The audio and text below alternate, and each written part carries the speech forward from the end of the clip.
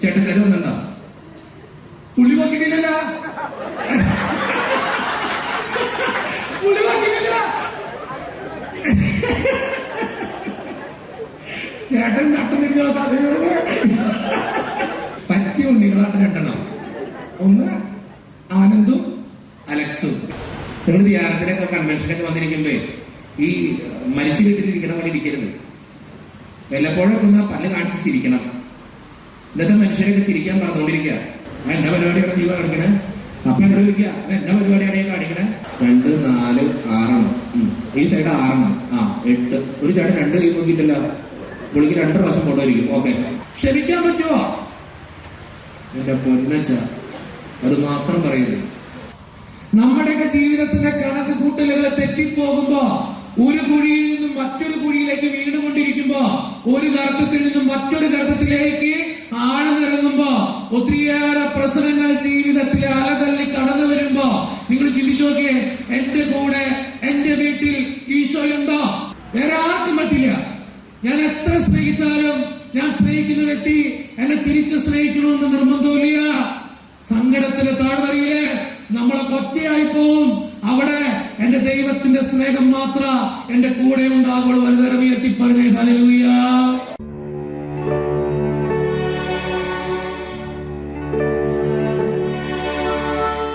നമുക്കൊരു നിമിഷം പ്രാർത്ഥിക്കാം. ഒന്ന് കണ്ണടച്ചേ, പറ്റുമെങ്കിൽ ഒന്ന് കരം കൂപ്പി. നമ്മുടെയൊക്കെ ജീവിതത്തിന്റെ ഏത് സങ്കടത്തിൽ ഇറങ്ങി വരുന്നൊരു തമ്പുരാൻ നമ്മുടെ കൂടെയുണ്ട്. എന്തെല്ലാം പ്രതിസന്ധികൾ ജീവിതത്തിൽ ഉണ്ടായാലും, എന്തെല്ലാം ബുദ്ധിമുട്ടുകൾ എൻ്റെ ജീവിതത്തെ കാർന്നു തിന്നാലും, എത്രയേറെ പ്രശ്നങ്ങളുടെ നടുവിലാണ് ഞാൻ ജീവിക്കുന്നതെങ്കിലും എൻ്റെ ദൈവത്തിന് അസാധ്യമായിട്ട് ഈ ലോകത്തില് ഒന്നുമില്ല. വിശുദ്ധ ലൂക്കയുടെ സുവിശേഷം 1-ാം അധ്യായം 37-ാം തിരുവചനത്തിൽ നമ്മൾ വായിക്കുന്നതാണ്, ദൈവത്തിന് ഒന്നും അസാധ്യമായിട്ടില്ല. എൻ്റെ ജീവിതത്തിന്റെ പ്രശ്നങ്ങൾ ഒത്തിരിയുണ്ട്, എൻ്റെ വേദനകൾ ഒത്തിരിയുണ്ട്, തടസ്സങ്ങൾ ഒത്തിരിയുണ്ട്. ദൈവത്തിന്റെ മുമ്പിലേക്ക് നമുക്കത് കൊടുക്കാം. കാരുണ്യവാനായ കർത്താവേ, എൻ്റെ പ്രാർത്ഥന കേട്ട് എൻ്റെ ജീവിതത്തെയും എൻ്റെ കുടുംബത്തെയും അനുഗ്രഹിക്കണമേ എന്ന് പ്രാർത്ഥിക്കാം. നമ്മുടെ വേദനകളും ബുദ്ധിമുട്ടുകളും ഒക്കെ ദൈവത്തിന്റെ മുമ്പിൽ സമർപ്പിക്കാം. പരിശുദ്ധാത്മാവിന്റെ നിറവ് നമ്മുടെ ജീവിതത്തിൽ ഉണ്ടാകാനും ഒത്തിരിയേറെ അഭിഷേകത്തോടുകൂടെ ദൈവവചനം കേൾക്കുവാനും നമുക്ക് പരിശ്രമിക്കാം. കാരുണ്യവാനായ ദൈവമേ, ഞങ്ങൾ ഇന്ന് ഈ വചനങ്ങളെ കുറിച്ച് ധ്യാനിക്കുമ്പോൾ ജീവിതത്തെക്കുറിച്ച് ചിന്തിക്കാനും നല്ല തീരുമാനങ്ങൾ എടുക്കുവാനും നീ ഞങ്ങളെ സഹായിക്കണമേ. ഞങ്ങളുടെ പ്രാർത്ഥന കേട്ട് ഞങ്ങളുടെ ജീവിതത്തെ വിശദീകരിക്കണമേ. ഈശോപ്പ, ഞങ്ങളുടെ വേദനകളിലും ഞങ്ങളുടെ സങ്കടങ്ങളിലും ഞങ്ങളുടെ കൂടെ ഉണ്ടാകണമേ. ഞങ്ങളെ അനുഗ്രഹിക്കണമേ, കൈപിടിച്ച് നടത്തണമേ, കൂടെ നിന്ന് ഞങ്ങളെ സഹായിക്കണമേ. ആമേൻ. വലുതരമേറ്റൊരു ഹല്ലേലൂയ പറയുന്നതിന് ബുദ്ധിമുട്ടുണ്ടോ? ഇത്രയും ശബ്ദത്തിൽ ഞാൻ നിർത്തില്ല നിങ്ങളെ, കേട്ടോ. പൊക്ക്, കൈ പൊക്ക്. ബുദ്ധിമുട്ടില്ലെന്ന് ഞാൻ തിരിച്ചറിയുന്നു, കേട്ടോ. എനിക്കറിയാം പലർക്കും ഈ കൈക്ക് കോച്ചുവാദം ഉണ്ടെന്ന്. പലരുടെയും കൈക്ക് പൊന്തിയിട്ടില്ല, ഇതിങ്ങനെ കോച്ചുവാദം പിടിച്ചിരിക്കുക. എനിക്ക് അറിയാൻ പറ്റും. നിങ്ങൾ സ്ത്രീകൾ ഒരു കാര്യം, പുരുഷന്മാരെ ഒന്ന് നോക്കി ആ കൈ പൊക്കിയിട്ട് നോക്കിയാൽ മതി, കേട്ടോ. നിങ്ങൾ വല്ലപ്പോഴും നല്ല കാര്യങ്ങൾ ചെയ്യാറുള്ളൂ. ചെയ്താൽ ചെയ്തത് തന്നെയാണ്. നിങ്ങൾ പുരുഷന്മാർ നോക്ക്, നിങ്ങൾക്ക് നാണമാണോ? അല്ലെ, പുരുഷന്മാരെ നിങ്ങൾ നോക്കാറില്ല ഇവിടെ? ഓ എന്റെ കഥ, നല്ല വിശുദ്ധിയുള്ള മൂലക്കൊണ്ടക്കാരാ. ഈ ഇങ്ങോട്ട് നോക്കി, വലത്തെ സൈഡിലേക്ക് നോക്കിയ പുരുഷന്മാർ. അല്ല, ഇവിടെ ഉള്ള പുരുഷന്മാരത് തോന്നിയിട്ടില്ല, അതുകൊണ്ടാണോ? അല്ല, ഒന്ന് പൊക്കി പിടിക്കുക. പുരുഷന്മാരുടെ കൈ കണ്ടോ നിങ്ങള്? അത് സാമർത്ഥ്യത്തോടു കൂടെ നല്ലോണം പൊക്കി പിടിക്കും. നിങ്ങളുടെ കൈ ശ്രദ്ധിച്ചാ പലതിനും കോച്ചുവാതാ. ഇല്ല, ചേച്ചിയുടെ ഒക്കെ കൈക്ക് കോച്ചുവാതാ. കൺവെൻഷനായി പോലെ ഞാൻ താഴേക്കിറങ്ങി വന്നേ, കേട്ടോ. പൊക്കി പിടിക്കും. ഒരു ഹല്ലേലൂയ പറയാമോ? ഈ ഹല്ലേലൂയ എന്ന് പറയുന്നത് ചിലര് പറയുന്നത് വെച്ചാൽ അല്ലേലും വയ്യ, നോട്ട് ഹല്ലേലൂയ, അല്ലേലും വയ്യ. ഈ ഹല്ലേലൂയ വേണമെങ്കിൽ എനിക്ക് വേണ്ട, കേട്ടോ. ഒന്നുകൂടി പറഞ്ഞേ. ഞാൻ ധ്യാനിപ്പിച്ചിട്ടുള്ള കുറെ സ്ഥലങ്ങള് തിരുവനന്തപുരമാണ്. ഞാൻ ഏറ്റവും കൂടുതൽ ധ്യാനിപ്പിച്ചിട്ടുള്ള തിരുവനന്തപുരം മേഖലയിലാണ്. അത് CSI പടികൾ ഒത്തിരി പോയിട്ടുണ്ട്. എനിക്കറിയാം തിരുവനന്തപുരംകാർ നല്ല മനുഷ്യരാണ്. നിങ്ങൾ അങ്ങനെയല്ലേ? എന്റെ വെപ്പ് അങ്ങനെയാണ്. അങ്ങനെയാണല്ലേ? അതെ. അപ്പോ ഒന്നുകൂടി പറഞ്ഞേ, ഹല്ലേലൂയ. ഈ ഇടതുകരവും കൂടി ഉയർത്തിപ്പിടിക്കാമോ? വലതുകരം താത്താൻ ഞാൻ പറഞ്ഞിട്ടില്ല, കേട്ടാ. താത്താൻ ഞാൻ പറഞ്ഞിട്ടില്ല. ഞാൻ പറയുന്നത് എന്തെങ്കിലും മൈക്കുള്ളതുകൊണ്ട് എനിക്ക് അത് 2 പൊക്കാൻ പറ്റത്തില്ല. ഓക്കെ, 2 കരം ഉയർത്തിപ്പിടിച്ചൊരു ഹല്ലേലൂയ പറഞ്ഞേ. യേശുവേ നന്ദി, യേശുവേ സ്തുതി, യേശുവേ ആരാധന. യേശുവിനെ ഇവിടെ ശബ്ദം കുറയാണോ? ഞാൻ താത്താൻ പറഞ്ഞിട്ടില്ല. പൊക്ക്. നീ ഫേസ് ടു ഫേസ് ഒരു നാണം ഉണ്ടാവാൻ വേണ്ടിയിട്ടാ, മുഖത്തോട് മുഖം തിരിഞ്ഞേക്കാൻ. സൈഡിലുള്ള ആളുടെ മുഖത്തേക്ക് ഒന്ന് നോക്ക്. ഭാര്യയാണെങ്കിലും നോക്കിക്കോ, കുഴപ്പമില്ല. കട്ടന്നല് കുത്തിയല്ല ചിലതിരിക്കണേ. നോക്ക് അതിന്റെ മുഖത്തേക്ക് ഒന്ന് നോക്ക്. എന്നിട്ട് അതിന്റെ മുഖത്ത് നോക്കിയിട്ട് പറഞ്ഞേ ഹല്ലേലൂയ. അയാളുടെ ജീവിതത്തിൽ ഒരു മാനസാന്തരം ഉണ്ടാകാൻ വേണ്ടി കൈ നോക്ക്. വേദനിക്കണ്ടല്ലേ, ഇച്ചിരി വേദനിച്ചോട്ടെ. പൊക്കി പിടിക്ക്, പറ ഹല്ലേലൂയ. അങ്ങേറ്റത്തെ കൊച്ചങ്ങളൊന്നും പൊക്കിയിട്ടില്ല, ഞാൻ കാണുന്നുണ്ട് ഇവിടെ കേട്ടോ. എനിക്ക് കണ്ണിന് നല്ല കാഴ്ചശക്തിയാ, ഒരു കുഴപ്പമില്ല. കർത്താവ് നന്നായിട്ട് തന്നിട്ടുണ്ട്, ധ്യാനിപ്പിക്കാൻ പോകുന്നുണ്ട്. ആ ഫേസ് ടു ഫേസ് ഉണ്ട്. പുരുഷന്മാരൊന്നും മുഖത്തോട് മുഖം നോക്കില്ല. പെണ്ണ് കാണാൻ വിളിച്ചൊന്നല്ലല്ലോ നോക്കുമ്പോ. അങ്ങനെ 2 കരം ഉയർത്തിയിട്ട് മുഖത്ത് നോക്കി പറഞ്ഞു ഹല്ലേലൂയ. യേശുവേ നന്ദി, യേശുവേ സ്തുതി, യേശുവേ ആരാധന. നീ ആ മുന്നിൽ നിൽക്കുന്ന ആൾക്കൊരു ഷെയ്ക്കാൻ്റെ കൊടുത്തേ. മുന്നിൽ നിൽക്കുന്ന ആൾക്കൊരു ഷെയ്ക്കാൻ്റെ കൊടുക്കാൻ. എന്റെ കർത്താവ് മലയാളമല്ല ഞാൻ പറഞ്ഞു, ഞാൻ ഇംഗ്ലീഷിൽ പറയണേ. മുന്നിൽ നിൽക്കുന്ന ആൾക്ക് ഷെയ്ക്കാൻ്റെ കൊടുക്കാൻ. അത് ഭാര്യയാണെങ്കിലും കൊടുക്ക്. ഈ ചേട്ടൻ എന്റെ ചേച്ചി കൊടുക്കാണ്ട് ഇപ്പത്തെ ചേട്ടനെ പിടിച്ചെന്തേ. ഞാൻ കാണുന്നുണ്ട്, ആ ചേച്ചിനെ പിടിക്കും. എനിക്കിവിടെ കാണാതെ നിങ്ങളെന്ത് വിചാരിച്ച? നിങ്ങളെ കൈ പിടിക്ക്. ഞാൻ പറയുന്ന വചനം അയാളെ നോക്കി പറയാൻ വേണ്ടിട്ടാ. അയാളെ കൈ പിടിക്കാൻ. ഞാൻ അച്ഛൻ ഇവിടെ ഇംഗ്ലീഷ് പറയണോ? ഇല്ല, വിചാരിച്ചിട്ട് ചോദിച്ചു നോക്കണമല്ലോ. ആ കൈ പിടിച്ചിട്ട് അച്ഛൻ ഈ ഞാൻ പറയുന്ന വചനം എന്ന് പറഞ്ഞേ ഹല്ലേലൂയ, ഹല്ലേലൂയ, ഹല്ലേലൂയ. സങ്കീർത്തനത്തിന്റെ പുസ്തകം 9-ാം അധ്യായം 10-ാം തിരുവചനം. അയാളെ നോക്കിയിട്ട് പറ. അയാളുടെ മുഖത്തേക്ക്, എന്റെ മുഖത്തേക്ക് നോക്കൽ. ഇത്രയും പേര് എന്നെ നോക്കണതിനാ. അയാളെ നോക്ക്. ആ സ്വന്തം അടുത്തേക്കണ ആളുടെ മുഖത്ത് നോക്കിയിട്ടൊന്ന് പറ കർത്താവേ, അങ്ങേ അന്വേഷിച്ചവരാരും അങ്ങ് ഉപേക്ഷിച്ചിട്ടില്ല. ഒന്നുകൂടി പറ കർത്താവേ, അങ്ങേ അന്വേഷിച്ചവരാരും അങ്ങ് ഉപേക്ഷിച്ചിട്ടില്ല. എന്റെ മുമ്പിൽ നിൽക്കുന്ന ഈ ദാസനെ അങ്ങ് ഉപേക്ഷിക്കരുത്. ഒന്നുകൂടി പറ. എന്റെ മുമ്പിൽ നിൽക്കുന്ന ഈ ദാസനെ അങ്ങ് ഉപേക്ഷിക്കരുത്. ഹല്ലേലൂയ. കൈ ഞെരിച്ചിട്ട് വിട്ടോ. ഇരിക്കി.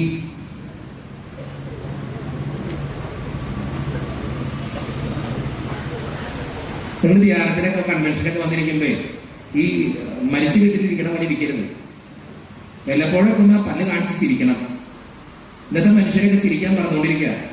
അതുകൊണ്ട് പറയാ, ഞാൻ ഇത്രയും നേരം ശ്രദ്ധിക്കാറുണ്ട് ഓരോണെങ്കിലും ചിരിച്ച് കാണാൻ. ഞാൻ നോക്കുമ്പോൾ ചില ചേച്ചിമാരൊക്കെ ഇരിക്കുന്നത് ഭർത്താവ് മരിച്ചെടുക്കണ വീട്ടിൽ കൂടെ കിടക്കണ പോലെ കിടക്കണം കേട്ടോ. കർത്താവ് ഉണ്ടെന്ന് നമ്മുടെ കൂടെ, പിന്നെ എന്തിനാ പേടിക്കണേ? ജീവിതത്തിൽ എപ്പോഴും നമ്മൾ ചിന്തിക്കണേ, ക്രിസ്ത്യാനി എന്ന് പറഞ്ഞാൽ വിശ്വാസമുള്ളവരാ, പ്രത്യാശയുള്ളവരാ, അല്ലാതെ സങ്കടപ്പെട്ടിരിക്കുന്നവരൊന്നല്ല കേട്ടോ. അതുകൊണ്ട് ആദ്യമേ തന്നെ ഓർമ്മിപ്പിക്കാം, ചിരിച്ചിരുന്നോളണം. ചിരിക്കാത്തതാണ് ഞാൻ പൊക്കും. കൺവെൻഷനാന്ന് വെച്ച് ഞാൻ താഴേക്ക് ഇറങ്ങി വരാതിരിക്കുന്നില്ല.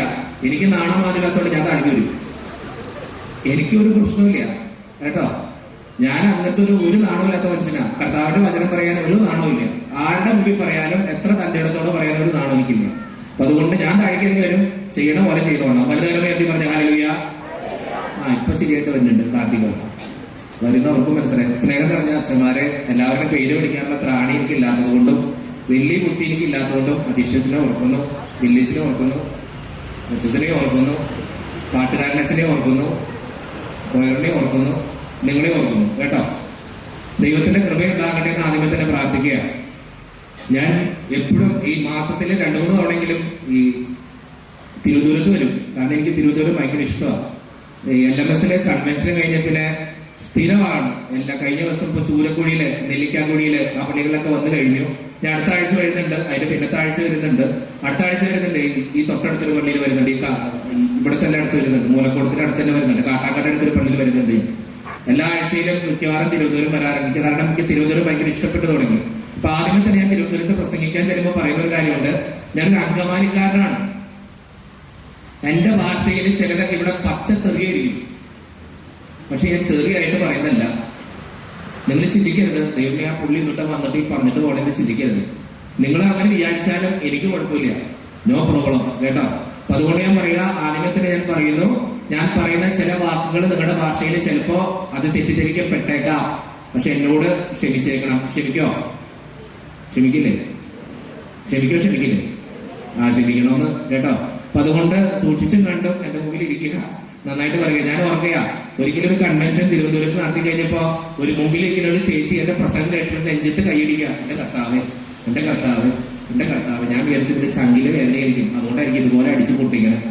അവസാനം ഞാൻ കൺവെൻഷനൊക്കെ കഴിഞ്ഞ് സ്റ്റേജിൽ നിന്ന് ഇറങ്ങി താഴെ ചെന്നിട്ട് അതിനോട് പറഞ്ഞു, എന്റെ പൊന്നേച്ചി ഇതിനെ മാത്രം ഇടിച്ചു പൊട്ടിക്കാൻ എന്തുട്ടതല്ലേ ഉള്ളേ. ഈ പൊന്നേച്ചി എന്നോട് പറയാ, എന്റെ അച്ഛൻ അവിടെ നിന്നിട്ട് എന്തുട്ടൊക്കെ പറഞ്ഞു കൂട്ടണം, അച്ഛനൊരു നാണം വേണ്ടേ. ഞാൻ പറഞ്ഞു എനിക്കതില്ല, അതുകൊണ്ട് കുഴപ്പമില്ല. ഞാൻ പറയാ ആദ്യമേ തന്നെ ഒരു എക്സ്ക്യൂസ് പറയാ, ഇങ്ങനത്തെ ചില വാക്കുകളൊക്കെ പറയുമ്പോൾ ഞങ്ങളുടെ നാട്ടില് ഇപ്പൊ നിങ്ങളുടെ ഇവിടെ ഉപയോഗിക്കുന്ന ഒരു പദമുണ്ട്. എന്റെ വീട്ടിൽ ചെന്നപ്പോൾ ഞാൻ പദം ഉപയോഗിച്ചു തുടങ്ങി. നിങ്ങൾ സ്ഥിരം ഉപയോഗിക്കുന്ന ഒരു പദമാണ്. എന്തെങ്കിലും ആരെങ്കിലും പറഞ്ഞാൽ നിങ്ങൾ പറയും ഓ പറയില്ലേ, ഓ എന്ന് പറയോ? ഓ എന്റെ കർത്താവ് ഇവര് മിണ്ടാത്തവരാണോ? പറയോ? പറയും. ഞങ്ങളുടെ നാട്ടിൽ ഓ എന്ന് പറഞ്ഞാൽ അയാളെ കളിയാക്കുന്നതിന് തുല്യ. ഇപ്പൊ എന്റെ അപ്പം പറയാ, എടാ അങ്ങോട്ട് മാറി നടാ. ഞാൻ പറയാ ഓ. കഴിഞ്ഞ ദിവസം ഉണ്ടായ സംഭവം, എന്റെ വീട്ടിൽ ചെന്നിട്ട് ഞാൻ പറഞ്ഞു, അപ്പം പറഞ്ഞു, എടാ മോനെ ആ സാധനം എടുത്തടാ. പിന്നെ ഓ എന്നാ പരിപാടിയാണ് നീ കാണിക്കണേ? അപ്പൊ എന്നോട് ചോദിക്കുക എന്നാ പരിപാടിയാണ് കാണിക്കണേ? ഞാൻ ചോദിച്ചു എന്താ ഓന്നോ? ഞങ്ങളിൽ പച്ചയ്ക്ക് പറഞ്ഞാൽ ശരിക്കും ആക്കണേന് തുല്യ, കളി ആക്കണേന് തുല്യ. ഇങ്ങനെ ഓ ഓ. പക്ഷെ നിങ്ങൾ നല്ല അർത്ഥത്തിൽ പറഞ്ഞത്, ഞാൻ ആദ്യമായിട്ട് ഇവിടെ കൺവെൻഷൻ ധ്യാനിപ്പിക്കാൻ വന്നപ്പോൾ ഒരു വീട്ടിൽ ചെന്ന് താമസിച്ച് കഴിഞ്ഞപ്പോ ആ ചേച്ചിയോട് പറഞ്ഞു, ചേച്ചി എനിക്ക് രാത്രി ഇച്ചിരി ചൂടുവെള്ളം വേണോട്ടോ. അപ്പൊ ചേച്ചിയോട് പറയാം ഓ. മനസ്സിലായി എന്റെ കർത്താവ് ഇതൊക്കെ ഇങ്ങനെ പോകണം. അതുപോലെ തന്നെ ചില വാക്കുകൾ ഞാൻ ഉപയോഗിക്കുന്നത് ഞങ്ങളുടെ നാട്ടിലത്തെ എന്നാ സാധനമാണത്. ഞങ്ങളുടെ നാട്ടിൽ തമാശക്ക് ഉപയോഗിക്കുന്ന പദം ഇത് എന്നാ സാധനമാണ്. ഇവിടെ കഴിഞ്ഞ ദിവസം വന്നിട്ട് ഒരു കൺവെൻഷൻ ഞാൻ ഉപയോഗിച്ചു, ഇത് എന്നാ സാധനമാടാ. പുള്ളിക്കാരത്തി കരച്ചിൽ തുടങ്ങിയില്ലേ, എന്നാലും അച്ഛൻ എന്നെ സാധനം വിളിച്ചില്ല. ഞാൻ പറയാ ചില വാക്കുകൾക്ക് വ്യത്യാസമുണ്ട്. അപ്പൊ ആ വ്യത്യാസങ്ങൾ തമാശക്ക് പറയുന്നതായിരിക്കും അച്ഛൻ, ചില കാര്യങ്ങൾ കാര്യമായിട്ട് പറയുന്നതായിരിക്കും. നല്ല മനസ്സോടെ സ്വീകരിക്കണമെന്ന് മാത്രം കേട്ടോ. അത് ആദ്യമേ തന്നെ പറഞ്ഞു നിർത്തിയതോ അത് നല്ല കാര്യത്തിന് വേണ്ടിയിട്ടാണ്. പലതരം ഉയർത്തി പറഞ്ഞേ ഹല്ലേലൂയ ഹല്ലേലൂയ ഹല്ലേലൂയ ഹല്ലേലൂയ. ആദ്യമേ തന്നെ ഒരു ചോദ്യം ചോദിക്കാം. വൃത്തികെട്ട ക്വസ്റ്റ്യൻ ആണെന്ന് എനിക്കറിയാം, ഏറ്റവും വൃത്തികെട്ട ക്വസ്റ്റ്യൻ കേട്ടോ. പക്ഷെ നല്ല ചോദിക്കാൻ എനിക്ക് എളുപ്പമാണ്, നിങ്ങൾ കേട്ടിരിക്കാനും നിങ്ങൾക്ക് എളുപ്പമാണ്. പക്ഷെ ഉത്തരം പറയാൻ ഭയങ്കര ബുദ്ധിമുട്ടാണ്. ചോദ്യം ഇത്രയേ ഉള്ളൂ, സ്വർഗത്തിൽ പോകുന്ന ഉറപ്പുള്ളവർ എത്ര പേരുണ്ട്? കൈവക്കി. സ്വർഗത്തിൽ പോകുന്ന ഉറപ്പുള്ളവർ എത്ര പേരുണ്ട്? കൈവക്കാൻ. അച്ഛന്മാർക്ക് എക്സെപ്ഷൻ ഉണ്ട്. നിങ്ങൾ അച്ഛന്മാരെ നോക്കണ്ട, നിങ്ങൾ എന്നെ നോക്കിയല്ലേ. 2, 4, 6 ഈ സൈഡ് 6 8. ഒരു ചേട്ടൻ 2 കൈ നോക്കിയിട്ടില്ല, പുള്ളിക്ക് 2 പ്രാവശ്യം കൊണ്ടുവരിക്കും. ഓക്കെ, അപ്പോ 6, 7, 8. ഇവിടെ സ്ത്രീകൾ നോക്കട്ടെ, ഒരു സ്ത്രീകളൊന്നും പോണില്ലേ. സാധാരണ കുറെ ഭക്തജനങ്ങൾ ഉണ്ടാവണതാ. 2, 4, 6, 8, 9, 10. ചേച്ചിയൊക്കെ പോവോ? കണ്ടിട്ട് തോന്നണില്ല. കൊയറ് പോണില്ലേ? വിളിച്ചാൽ മാത്രം മതിയോ? ഓക്കെ, എത്ര പേര് പോണ്ട്? ഒറ്റണം പോടില്ല. ഓക്കെ, പാട്ട് മാത്രമേ ഉള്ളൂ, പോടില്ല. ഞാൻ ഈ ചോദ്യം ചോദിച്ചെന്തിനാണെന്നറിയോ? എന്റെ പൊന്നടവേ, നിങ്ങൾ എന്തോരം കൺവെൻഷന് മക്കളെ താത്തിക്കോ, ആർത്തിക്കൊണ്ട് പോകുന്നത്. ആഗ്രഹമുള്ളവർ നോക്കിയേ, സ്വർഗത്തിൽ പോകണം ആഗ്രഹമുള്ളവർ കൈ നോക്കിയേ, അതുമില്ല. എങ്ങനെ ഇരുന്നാമതി, ഇപ്പൊ കൊണ്ടോ ഈ പോക്കിന് നേരെ പോകും സ്വർഗത്തിൽ. എന്റെ പൊന്നടവേ, നിങ്ങളൊന്ന് ചിന്തിച്ചു നോക്കിയേ, എന്തോരം കൺവെൻഷൻസ് നമ്മൾ കൂടുന്നേ. ഇതെന്ന് തുടങ്ങിയ പരിപാടി ഇത് കഴിഞ്ഞ വർഷം ഉണ്ടായി. ഈ മഴയത്ത് നിങ്ങൾ വന്നല്ലോ, ഓ സമ്മതിക്കണം കേട്ടോ. ഈ മഴയത്ത് നിങ്ങൾ ഇവിടെ വന്നിരിക്കണ്ടല്ലോ, അതൊക്കെ സമ്മതിക്കണം.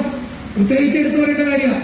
നിങ്ങളുടെ ബീച്ച് ചേട്ടൻ എന്റെ പൊന്നോ, ആ പുള്ളി എന്നെ വെളിയോട് വെളി എവിടെ എത്തിവെച്ചാ, ട്രെയിൻ കിട്ടി വെച്ചാ, ട്രെയിനിൽ കയറി വെച്ചാ, പോന്ന വെച്ചാ, എവിടെ എത്തി വെച്ച. ഞാൻ അവസാനം പോയിട്ട് ഞാൻ വന്നോളാട്ടാ, ചേട്ടൻ വിഷമിക്കേണ്ടിരിക്കും. സത്യം മനുഷ്യനെ സമ്മതിക്കണം കേട്ടോ. ഈ പുള്ളി ആഴ്ചയിൽ ഒരു തവണ വിളിക്കും. എന്റെ സുഖാന്വേഷണം എടുക്കാനല്ല, മൂലക്കോടെ കൺവെൻഷനാണ്, മരണം മരണം മരണം. ഇതന്നെയാണ് ഈ പുള്ളിക്ക് പറയാനുള്ളത്. എനിക്ക് അത്ഭുതപ്പെട്ടു, ഇതുപോലൊരു മനുഷ്യനൊക്കെ ഇവിടെ ഉള്ളപ്പോ. അതുപോലെ തന്നെ ട്രഷറുണ്ടെന്ന് കേട്ടു. എന്റെ പേര്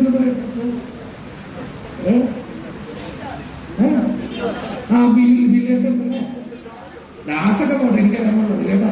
ഓക്കെ, രണ്ടുപേരെ സ്നേഹത്തോടു കൂടെ ഓർക്കുന്നു.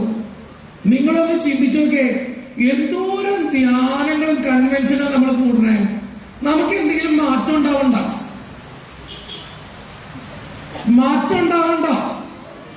ഉത്തരം വിട്ടില്ലേ? ചിലത് ചോദിക്കുമ്പോ എല്ലാത്തിനും നല്ല. ഞാൻ കാര്യമായിട്ട് വെച്ചതാ, എന്തെങ്കിലും മാറ്റം എനിക്ക് ഉണ്ടാവണ്ടോ? ഒന്ന് പോടേ. എവിടെ മാറിയെന്നാ പറയണേ? നമ്മളെപ്പോലെ ഇതുപോലെ കൺവെൻഷൻ കൂടുന്ന ആരാണ്? എത്ര കൺവെൻഷൻ കൂടിയിട്ടുണ്ട് നമ്മള്. ചിന്തിച്ചു നോക്കിയേ, എന്തോരം പ്രസംഗങ്ങളെ കേൾക്കണേ. അതെ, ഈ കുട്ടികളെ വേദപാഠ ക്ലാസ് ഉണ്ട്, കാറ്റഗീസം ക്ലാസ്. നിങ്ങൾക്ക് എന്താ ഉണ്ടെങ്കിൽ എന്ന് പറ. എന്റെ ഞാൻ എപ്പോഴും ചോദ്യം ചോദിക്കും, ഉത്തരം പറയണം കേട്ടോ. കാറ്റഗീസം ക്ലാസ് ഉണ്ട്. നിങ്ങളെ എനിക്ക് പോയ പരിചയം അനുസരിച്ച് നിങ്ങളുടെ ജീവിതാവസാനം വരെ കാറ്റഗീസമാണ് അല്ലേ? ആണല്ലോ, അതെ. 1ാം ക്ലാസ്സിൽ പഠിക്കാൻ ചെയ്തിരുന്നപ്പോ കുട്ടികളെ ഇങ്ങനെ വട്ടിരുത്തി ടീച്ചർ പഠിപ്പിച്ച മക്കളെ എവിടെ പോണം? കേട്ടില്ല. എവിടെ പോണം? കൊയറിന്റെ ശബ്ദം മാത്രമേ കേൾക്കുന്നുള്ളൂ, നിങ്ങൾക്ക് മിണ്ടാട്ടമില്ലേ? എവിടെ പോണം? സ്വർഗത്തിൽ പോണം. 1ാം ക്ലാസ് തൊട്ട് +2 കഴിഞ്ഞു, ഇപ്പോഴും പഠിച്ചോണ്ടിരിക്കുക. എന്നിട്ട് നമ്മൾ പറയാം എവിടെ പോണില്ലെന്ന്, എവിടെ പോണില്ലെന്ന്, എവിടെ പോണില്ലെന്ന്. സ്വർഗത്തില് എത്ര കൺവെൻഷൻ കൂടി, എന്തോരം ധ്യാന പ്രസംഗം കേൾക്കുന്നുണ്ട്. 10 ദിവസം, എത്ര ദിവസം ഉണ്ടത്? 9 ദിവസം ഈ പാവപ്പെട്ട കഷ്ടപ്പെട്ട അച്ഛന്മാരെ നിങ്ങൾക്ക് വേണ്ടി ഓരോ പ്രസംഗം പൊട്ടണേ. അങ്ങനെ ഓരോന്നിനെ വിളിച്ചോണ്ട് വന്നേക്കാം. നന്നാവണമെങ്കിൽ നന്നാവട്ടെ, ശരിയാവാണെങ്കിൽ ശരിയാവട്ടെ, ഒരു മാറ്റം ഉണ്ടാവട്ടെ. എന്നിട്ട് നമ്മൾ നന്നാവോ? ഇല്ലെന്നാ കൊയറില് കറക്റ്റാ, അവര് വെളിവുണ്ടിട്ടാ. അവൻ പറയാൻ നന്നാവില്ലെന്ന്. ഞാൻ പ്രസംഗിക്കണോടങ്ങി. നമ്മുടെ നാട്ടിലൊരു പഴഞ്ചൊല്ലുണ്ട്, എന്നെ തല്ലണ്ട അമ്മാവ. അതൊക്കെ കറക്റ്റായിട്ടറിയാം. നിങ്ങളുടെ ജീവിതം വെച്ചൊന്ന് ചിന്തിച്ചു നോക്കിയാൽ നന്നാവാനുള്ള വഴികളൊക്കെ നമുക്കറിയാമേ. സത്യവേദ പുസ്തകമൊക്കെ വായിച്ച് വചനങ്ങളൊക്കെ പഠിക്കുന്നവരാ നിങ്ങള്. നന്നായിട്ട് മധ്യസ്ഥ പ്രാർത്ഥന ചെയ്യുന്നവരാ നിങ്ങള്. ഇഷ്ടം പോലെ വചനങ്ങൾ കാണാപ്പാടൊക്കെ നമുക്കറിയാമേ. പക്ഷെ നന്നാവാ ക്ഷമിക്കാൻ പറ്റുമോ? എന്റെ പൊന്നച്ച, അത് മാത്രം പറയരുത്. ക്ഷമിക്കാൻ പറ്റുമോ? പറ്റും. പറ്റിക്കും. നിങ്ങൾ പൊറുക്കാൻ പറ്റുമോ? വിട്ടുകൊടുക്കാൻ പറ്റുമോ? പറ്റും, പറ്റും. നമ്മുടെ ജീവിതത്തിന് ഇതൊക്കെ അറിയാതെ വചനങ്ങളൊക്കെ നമുക്കറിയാം. നമ്മൾ ധ്യാനിക്കുന്നവരാ, പ്രാർത്ഥിക്കുന്നവരാ, വചനങ്ങളെ കുറിച്ച് മനസ്സിലാക്കുന്നവരാ, ചിന്തിക്കുന്നവരാ, ഒക്കെ ശരിയാ. പക്ഷെ എന്തെങ്കിലും ചങ്കിന്റെ അകത്ത് കയറുണ്ടോ? എന്തെങ്കിലും മാറ്റം ഉണ്ടാവണ്ടോ? ആരെങ്കിലും പറയോ എന്റെ അച്ഛ ഈ കൺവെൻഷൻ കൂടിയിട്ട് ഞാനൊന്ന് നന്നായി പറയോ?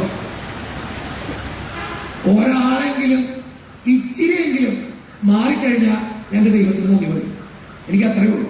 ഇവിടെ നിങ്ങളെല്ലാവരും നന്നാവുന്ന എനിക്ക് പ്രതീക്ഷയുണ്ട്. നന്നായ ആർക്കോ ഉള്ള ആർക്ക്? നമുക്കോ? ഞാനെപ്പോഴും നിങ്ങളിൽപ്പെട്ടെ ആർക്കോ ഉള്ള? എനിക്ക്, ഞങ്ങൾക്കല്ല, എനിക്കും ഉള്ള. അതുകൊണ്ട് നന്നാവണമെങ്കിൽ നന്നാവും. കർത്താവ് പറഞ്ഞു വെച്ച വളരെ സുന്ദരമായൊരു വചനമുണ്ട്, ചെവിയുള്ളവൻ. കർത്താവിനെ അറിയാം, എല്ലാവർക്കും ചെവിയുണ്ട്. പിന്നെ എന്തിനാ അങ്ങനെ പറഞ്ഞേ? ചിലത് എന്തോരം പറഞ്ഞാലും എന്റെ ചേച്ചി കേൾക്കൂലെന്ന്. ആ ചേച്ചി നിൽക്കുന്നേ സ്റ്റാൻഡ്, അത് കൊള്ളാട്ടോ. പോകുമ്പോ കൊള്ളാട്ടം പറയാൻ എഴുതിക്കുന്നേ. എന്നിട്ട് കർത്താവ് പറഞ്ഞേ ചെവിയുള്ളവൻ കേൾക്കട്ടെ. എന്തുകൊണ്ട് ചേച്ചി അങ്ങനെ പറഞ്ഞേ? എന്തോരം പറഞ്ഞാലും കേൾക്കാത്തവരെ പലരും കേൾക്കണുണ്ട്, പക്ഷെ ഉള്ളിലേക്ക് കയറണ്ടോ? ഇല്ല. അതുകൊണ്ട് ഞാൻ പറയുന്ന ചേച്ചി ഇരുന്നോ, ജീവിതത്തിലെ എന്തെങ്കിലും ഉള്ളിലേക്ക് അങ്ങോട്ട് കയറട്ടെ. അപ്പോഴേ നമ്മുടെ ജീവിതത്തിന് മാറ്റം ഉണ്ടാവുള്ളൂ. തമ്പുരാൻ പഠിപ്പിച്ച വചനങ്ങൾക്ക് അഴകുണ്ടാവുള്ളൂ. നമ്മൾ ജീവിക്കുന്നത് കൊണ്ട് അർത്ഥം ഉണ്ടാവുള്ളൂ.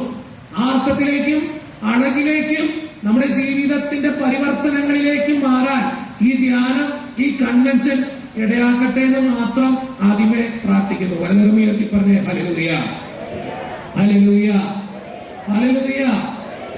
ജീവിതത്തില് ഞാൻ ആദ്യമേ ചോദിക്കുന്ന ഒരു ചോദ്യമുണ്ട്. നിങ്ങൾ കണക്ക് കൂട്ടിയത് പോലെയാണോ നിങ്ങളുടെ ലൈഫ്? ആണല്ലയോ? ആണെന്ന് വരുന്നത് കൈവയ്ക്ക്. ഞാൻ കണക്ക് കൂട്ടിയത് പോലെയാണ് അച്ഛൻ്റെ ലൈഫ്. ആദ്യമായിട്ടോ ഒരു ചേട്ടനെ കാണുന്നത്. ജീവിതത്തിലെ ഇതുവരെ ഈ ക്വസ്റ്റ്യൻ ചോദിച്ചിട്ട് ഒരാളും കൈവക്കണിട്ടില്ല. സമ്മതിക്കണ സാധനത്തില്ല കേട്ടോ. ചേട്ടൻ അധികം ചേട്ടൻ സുന്ദരനാണ് കേട്ടോ.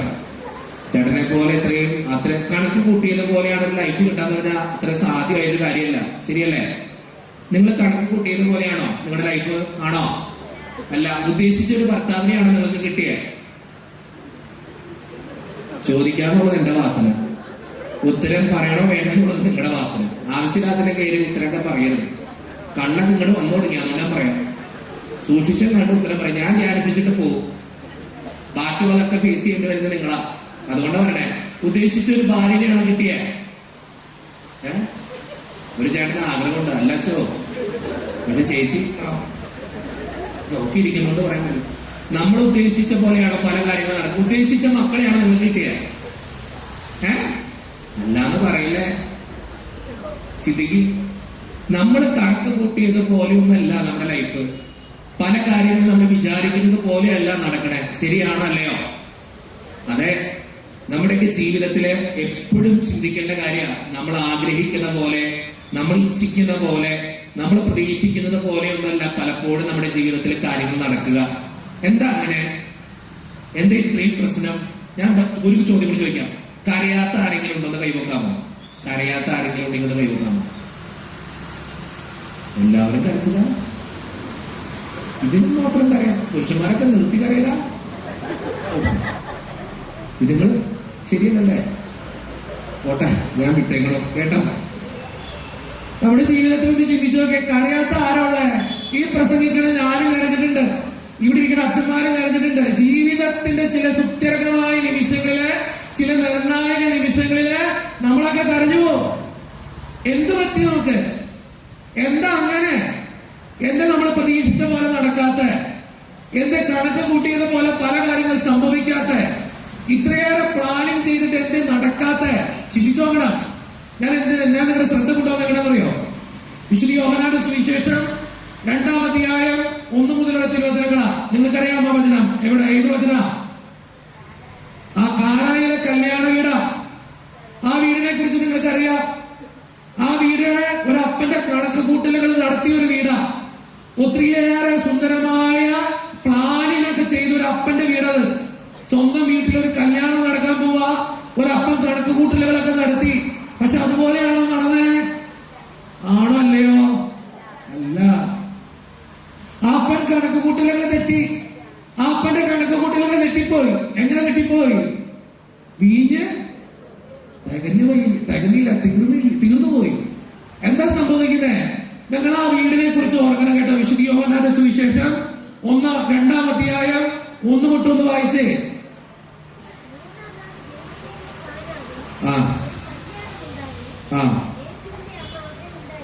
ആരാ വായിക്കണേ? മൈക്കുണ്ടോ? അടുത്ത് പിടിച്ചോ മോനെ. മൈക്ക് പോണല്ലടാ. Okay, thank you. വായിച്ചോ. ഒന്ന് എഴുതിട്ട് ആ കൊച്ചിനെ കിട്ടും വൃത്തിയായിട്ട്. എഴുതിട്ടിരിക്കാൻ ബുദ്ധിമുട്ടുണ്ടോ? മൈക്കല്ല എഴുതിട്ടിരിക്കാൻ പറഞ്ഞ, ചേച്ചി എഴുതിട്ടിരിക്കാൻ പറഞ്ഞോ? 6 വായിച്ചോ വായിച്ചോ.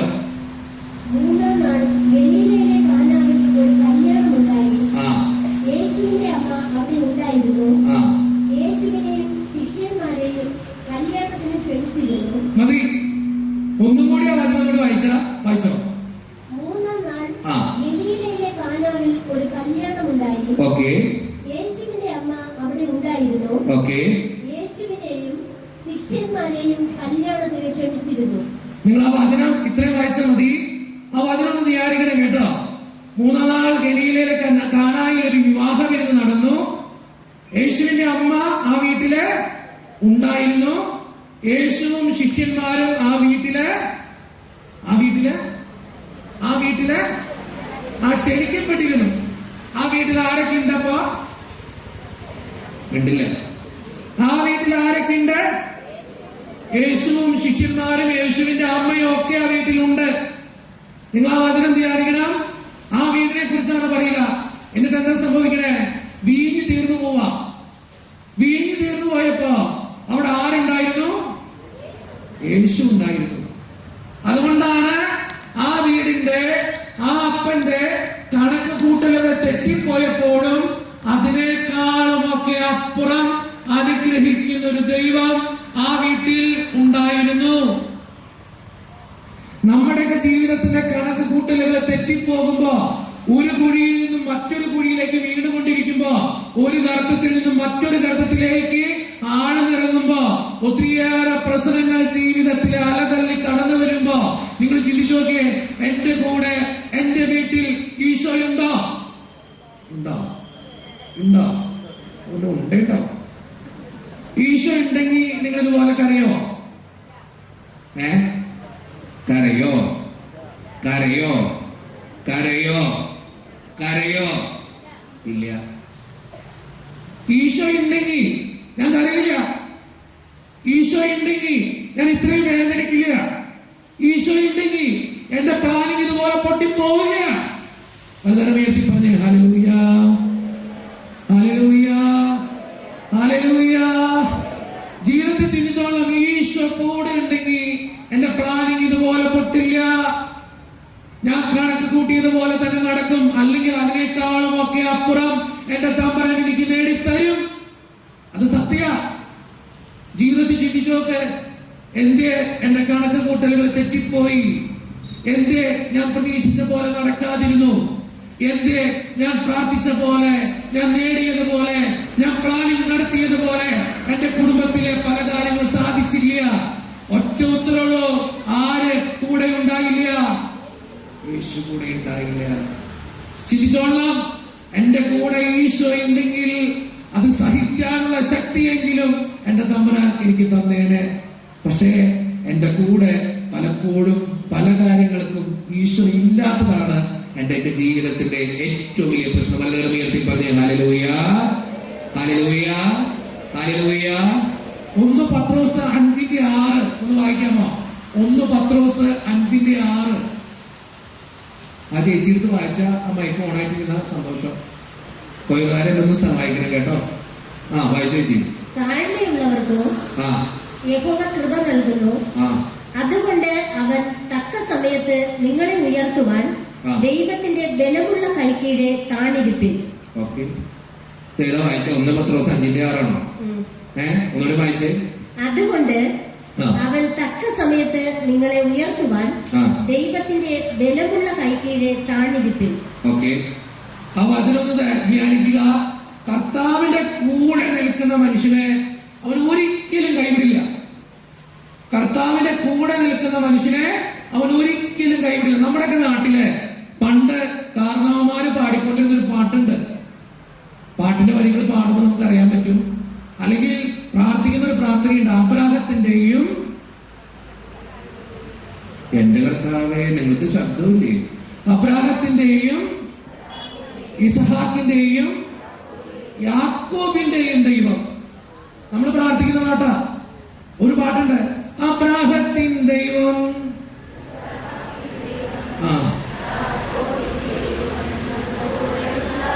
ചുവടി ശബ്ദത്തില് ഒന്നുകൂടി പാടിയേ. അബ്രാഹത്തിൻ ദൈവം,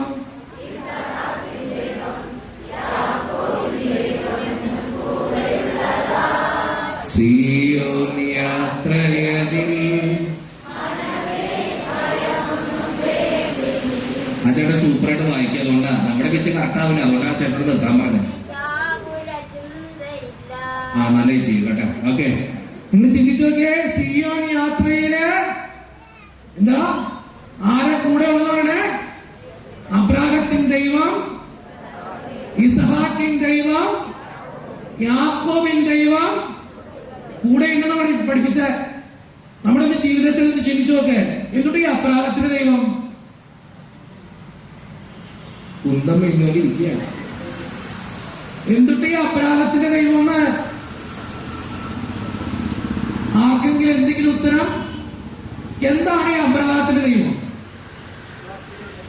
വിശ്വാസികളുടെ പിതാവ് നല്ലൊരു ഉത്തരം വന്നു. അത് ഏകദേശം കറക്റ്റാ. എന്താണ് അബ്രാഹത്തിന്റെ ദൈവം? നമ്മുടെ ഈ പാട്ടുകളെ ചേച്ചി എടുത്തിട്ടില്ല, അല്ലേ ചെയ്തിട്ടു? ചേച്ചി സുന്ദരി കേട്ടോ.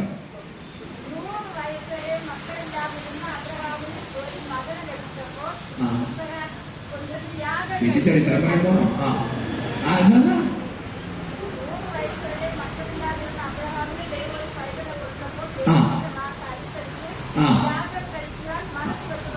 എനിക്ക് ഒറ്റ ഉത്തരം മതി. ഒരു ഹിന്ദു സഹോദരൻ വന്നിട്ട് ചേച്ചിയോട് ചോദിക്കുക, എന്തിട്ട് ചേച്ചി അപരാധത്തിന് ദൈവം? ചേച്ചി പറയാ, 100 വയസ്സ് വരെ കാത്തിരുന്നിട്ട് കൊച്ചിയിലാതിരുന്നപ്പോ കർത്താവ് ഉത്തരം കൊടുത്തു. അങ്ങനെയൊക്കെ പറഞ്ഞു കൊടുക്കോ? ഒറ്റ ഉത്തരം മതി, ഒറ്റ ഉത്തരം. വിശ്വാസികളുടെ പിതാവ് ഇപ്പൊ സ്റ്റേജൊക്കെ നല്ല ഒച്ചപ്പാടൊക്കെ വന്നിട്ടുണ്ട്. ചേട്ടൻ പറഞ്ഞോ? അതന്നെ അത് കൊള്ളാം, നല്ല ഉത്തരം. ഓക്കെ, വേറെ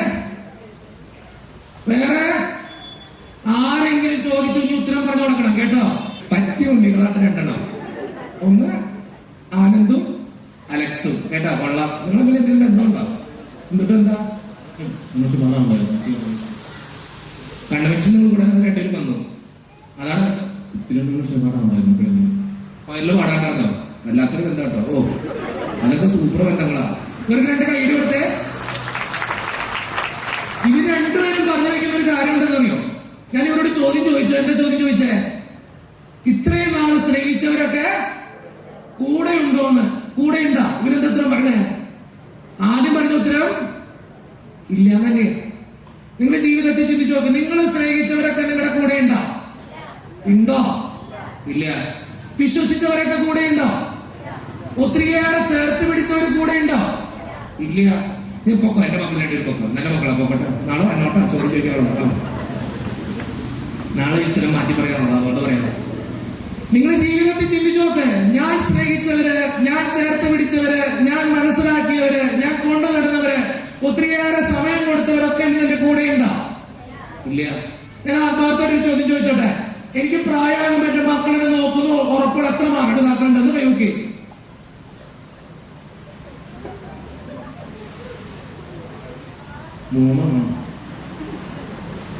സ്ത്രീകൾക്കൊന്നും ഒരു ഉറപ്പില്ലേ?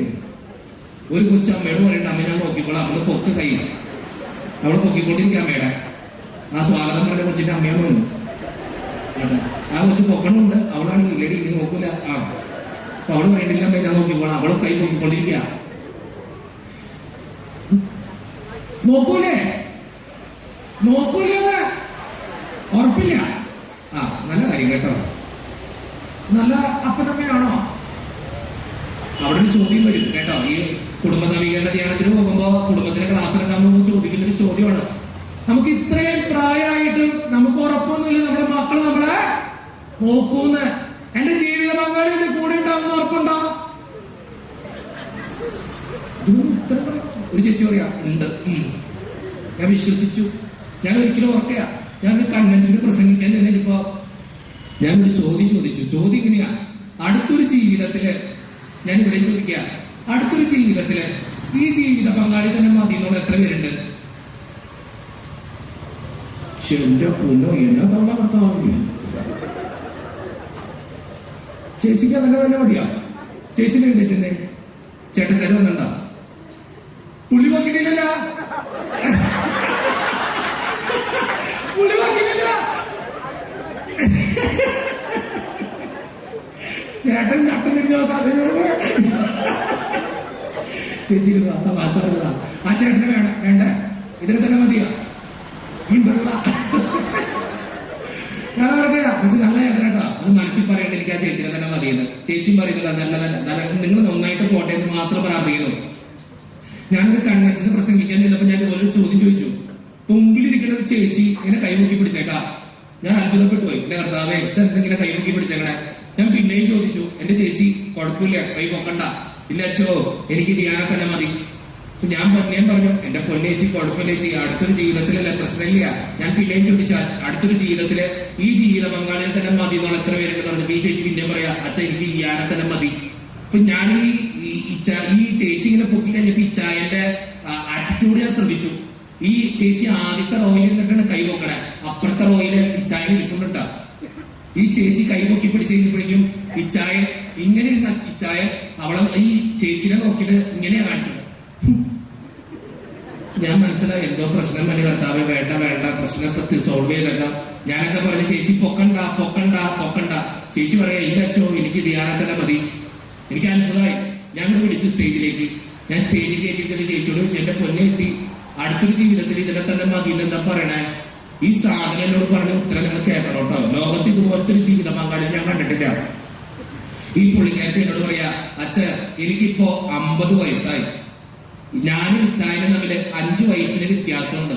ഓക്കെ, സമ്മതിച്ചു. അച്ഛാ എനിക്ക് 45-ാമത്തെ വയസ്സ് വരെ, ഈ ഇച്ചായന് 50 വയസ്സ് വരെ എന്നും വീട്ടിൽ ബഹളായിരുന്നു അച്ഛാ. ഒച്ചപ്പാടും ബഹളവും വഴക്കും നീതിയൊക്കെ ആയിരുന്നു അച്ഛാ. എന്റെ പൊന്നച്ഛ, 45-ാമത്തെ വയസ്സിൽ, എന്റെ 45-ാമത്തെ വയസ്സില് എനിക്ക് എന്തോ പറഞ്ഞ ഈ മനുഷ്യൻ വന്നു കഴിഞ്ഞപ്പോ എനിക്ക് അങ്ങനെ ഇഷ്ടപ്പെട്ടില്ല അച്ഛാ. 45 വർഷം അടുക്കി പിടിച്ച ദേഷ്യം ഒറ്റ ദിവസം ഞാൻ അവിടെ തീർത്തു വെച്ചാ. എന്താ ചെയ്തെന്ന് വെച്ചാ, പുള്ളി എന്നെ അടിക്കാനായിട്ട് വന്നപ്പോ പുള്ളിയുടെ കൊരക്കിനെ ഇങ്ങനെ പിടിച്ചിട്ട് ഒരു പൊട്ടിക്കലേ കൊടുത്തു. അന്ന് എന്റെ ഭർത്താവ് നന്നായി അച്ഛാ. പിന്നീട് ഈ ചേച്ചി പറയാ, എന്റെ അച്ഛ പിന്നീട് എന്ത് ആവശ്യം വന്നാലും എന്ത് ചോദിച്ചാലും ചേച്ചി ചേട്ടാ എന്ന് വിളിച്ചാ ഓക്കെ ഓക്കെ. അന്ന് ഒട്ടും ഒരു പ്രശ്നമില്ല അച്ഛാ. നീ അച്ഛനൊന്ന് ചിന്തിച്ചോക്കെ, അടുത്തൊരു ജീവിതത്തിൽ ഞാൻ വേറെ ഒരിടത്തെ കെട്ടി 45 വയസ്സ് വരെ കാത്ത് 45-ാമത്തെ വയസ്സിൽ അതിനെ തല്ലി അതിനെ ശരിയാക്കണേക്കാളും നല്ലത് ഇതിനെ തന്നെ കിട്ടിയപ്പോൾ എനിക്കത് കണ്ടിന്യൂ ചെയ്താൽ പോരെയെന്ന്. നിങ്ങൾ ചിന്തിക്കണം, ഇതുപോലത്തെ ഒരു സാധനത്തിന്റെ ജീവിതത്തിൽ കണ്ടിട്ടില്ല. നമുക്കിത് മതിയാ, പോരാ. നിങ്ങൾ ജീവിതത്തിൽ ചിന്തിച്ചു നോക്കെ, നമ്മളെ സ്നേഹിച്ചവരാരും നമ്മുടെ കൂടെ നിന്നിട്ടില്ല, നമ്മളെ വിശ്വസിച്ചവരാരും നമ്മുടെ കൂടെ നിന്നിട്ടില്ല, നമ്മൾ ഇച്ഛിക്കുന്ന പോലെ നമ്മൾ ആരെയും സ്നേഹിച്ചിട്ടുമില്ല. പക്ഷെ ചിന്തിച്ചോളാം, അബ്രാഹത്തിന്റെ ദൈവം നമ്മളോട് പറയുന്നത് അറിയോ? വിശ്വസിച്ചാൽ സ്നേഹിച്ചാൽ കൂടെ നിൽക്കുന്നവരെ ഞാൻ. ജീവിതത്തിൽ ചിന്തിച്ചോളാം, ഞാൻ വിശ്വസിച്ചാൽ ഞാൻ സ്നേഹിച്ചാൽ എന്റെ തമ്പുരാൻ എന്റെ കൂടെ നിൽക്കും. എല്ലാവരും ഉയർത്തി പറഞ്ഞേ ഹല്ലേലൂയ, ഹല്ലേലൂയ, ഹല്ലേലൂയ, ഹല്ലേലൂയ. വിശുദ്ധ യോഹന്നാന്റെ സുവിശേഷം 14-ാം അധ്യായം 1-ാം തിരുവചനം എന്താ പറയണേ? നിങ്ങളുടെ ഹൃദയം കലങ്ങേണ്ട, നിങ്ങൾ എന്നിൽ വിശ്വസിക്കുകയും ദൈവത്തിലും വിശ്വസിക്കും എന്ന് പറയണേ. ഞങ്ങൾ POC ബൈബിളിൽ കൃത്യമായിട്ട് ഇങ്ങനെ പറഞ്ഞു വെക്കും, നിങ്ങളുടെ ഹൃദയം അസ്വസ്ഥമാകേണ്ട, ദൈവത്തിൽ വിശ്വസിക്കുകയും എന്നിലും വിശ്വസിക്കുകയും എന്ന്. ജീവിതത്തിൽ ഒത്തിരിയേറെ വേദനകൾ ഇങ്ങനെ കടന്നു വരുമ്പോ, ഒത്തിരിയേറെ പ്രയാസങ്ങൾ നമ്മുടെ ജീവിതത്തെ കാർന്നു തിന്നുമ്പോ, ഒത്തിരിയേറെ ബുദ്ധിമുട്ടുകളിലൂടെ കടന്നു പോകേണ്ടി വരുമ്പോ നീ ഓർത്തോളം, നീ വിശ്വസിച്ചവരും നീ സ്നേഹിച്ചവരും നീ ചേർത്ത് പിടിച്ചവരും നിന്റെ കൂടെ ഉണ്ടായിന്ന് വരില്ല. ദൈവം മാത്രം നമ്മുടെ കൂടെ ഉണ്ടാവുള്ളൂ. അത് സത്യ. നിങ്ങൾ ആത്മാർത്ഥമായിട്ട് ഇപ്പൊ ഇരുന്നൊന്ന് ചിന്തിച്ചോക്ക്, ഞാൻ സ്നേഹിച്ചവരെവിടെ, ഞാൻ വിശ്വസിച്ചവരെവിടെ, ഞാൻ ചേർത്ത് പിടിച്ചവരെവിടെ? എനിക്കൊരു സങ്കടം ഉണ്ടായപ്പോ ആദ്യം കുറ്റം പറഞ്ഞത് ഞാൻ സ്നേഹിച്ചവരാ. ഞാനൊന്ന് വീണ് പോയപ്പോ ആദ്യം തള്ളി പറഞ്ഞത് ഞാൻ ചേർത്ത് പിടിച്ചവരാ. ശരിയല്ലേ? ശരിയാ. എത്ര നന്മയെന്നാലും കുറ്റം നമുക്ക് കിട്ടുള്ളൂ. അത് സത്യ. ജീവിതത്തിൽ ചിന്തിച്ചോളാം, നമുക്കൊക്കെ നമ്മുടെ മനുഷ്യന്റെ സ്നേഹത്തിനൊക്കെ അത്രയും വാലിഡിറ്റി ഉള്ളൂ. പക്ഷെ ദൈവത്തിന്റെ സ്നേഹം എന്ന് പറയണതറിയോ? ഞങ്ങളുടെ കൂടെ ഉണ്ടെന്ന അബ്രാഹത്തിന്റെ ജീവിതം ഒന്ന് ധ്യാനിച്ചു നോക്കിയേ. എത്രാമത്തെ വയസ്സിലാണ് ഒരു കൊച്ചിനെ കിട്ടണേ? ചേച്ചി പറഞ്ഞൂടെ, 100-ാമത്തെ വയസ്സില് ഒരു കൊച്ചിനെ കിട്ടിയ താഴെ ഒരു കൊച്ചിനെ കൊടുത്തു കഴിഞ്ഞപ്പോ താഴെ വെച്ച ഉറുമ്പരിക്കും താഴെ വെച്ച പേനരിക്കണം വെച്ചിട്ടുണ്ടെങ്കിൽ മനുഷ്യൻ നോക്കിയ കാക്കയ്ക്കും പൂച്ചയ്ക്കും കൊടുക്കാണ്ട് സ്നേഹിച്ച് സ്നേഹിച്ച് സ്നേഹിച്ച് സ്നേഹിച്ച് വളർത്തി വലുതാക്കി ഒരു പരിവർത്തിച്ചു കഴിഞ്ഞപ്പോ ഒരിക്കൽ തമ്പുരാൻ പറഞ്ഞു, നിന്റെ ആ കൊച്ചിനെ എനിക്ക് വേണ്ടി യാഗർപ്പിക്കണമെന്ന്, ബലിയർപ്പിക്കണമെന്ന് നിങ്ങളാണെങ്കിൽ കൊടുക്കോന്ന്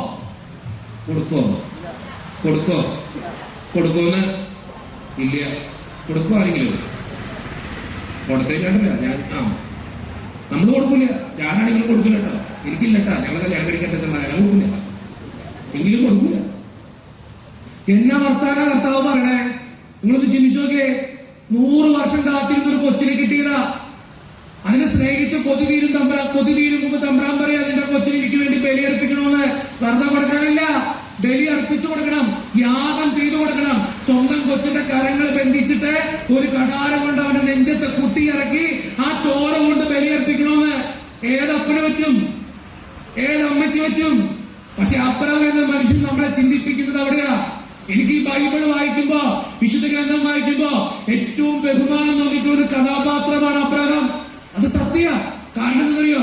ദൈവം അങ്ങനെ പറഞ്ഞു കഴിഞ്ഞപ്പോ അവനൊന്നിനും എതിർക്കാൻ പോയില്ല. അവന് ഒറ്റുത്തരം പറഞ്ഞോളൂ, കർത്താവ് ഞാൻ റെഡിയാ.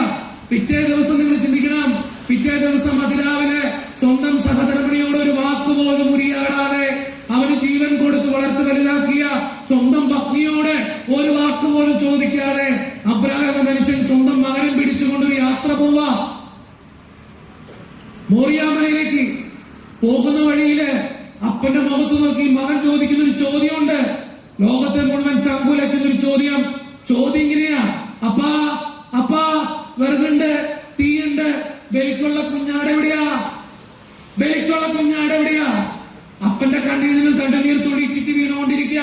വിറയ്ക്കുന്ന അതരത്തോടുകൂടെ സ്വന്തം മകനിങ്ങനെ ചേർത്ത് പിടിച്ചിട്ട് അബ്രാഹാം ഒറ്റ മറുപടിയെ പറഞ്ഞോളൂ: പൊന്നുമോനെ, ദൈവം തരും, ദൈവം തരും, ദൈവം തരും. എനിക്ക് പലപ്പോഴും അത്ഭുതപ്പെടുത്തിയിട്ടുള്ളത് ഉത്തരവ്. ദൈവം പറയാ സ്വന്തം മകനെ കൊല്ലണമെന്ന്, ആ അപ്പം പറയാ ദൈവം തരുമെന്ന്. നിങ്ങളൊന്ന് ചിന്തിച്ചു നോക്കിയേ. ജീവിതത്തില് ഒത്തിരിയേറെ സങ്കടങ്ങൾ കടന്നു വന്നപ്പോ, എന്റെ കൊച്ചിന്റെ കല്യാണം നടക്കാതിരുന്നപ്പോ, കടബാധ്യത പെരുകിയപ്പോ, ക്യാൻസറിന്റെ വക്കിലെത്തി നിന്നപ്പോ, ആരും സഹായിക്കണമെന്നില്ലാതെ ജീവിതത്തിന്റെ മുന്നില് പകച്ചു നിൽക്കേണ്ടി വന്നപ്പോ, എന്റെ ചങ്കിൽ എനിക്ക് പറയാൻ പറ്റിയിട്ടുണ്ടോ എന്റെ തമ്പുരാൻ എനിക്ക് തരുമെന്ന്? അപ്പോഴാ ഞാൻ വിശ്വാസികളുടെ പിതാവായ അബ്രാഹത്തിന്റെ തലമുറയിൽ പെടുന്നവനാകുന്നേ. വലതരം ഉയർത്തി പറഞ്ഞേ ഹല്ലേലൂയ, ഹല്ലേലൂയ, ഹല്ലേലൂയ.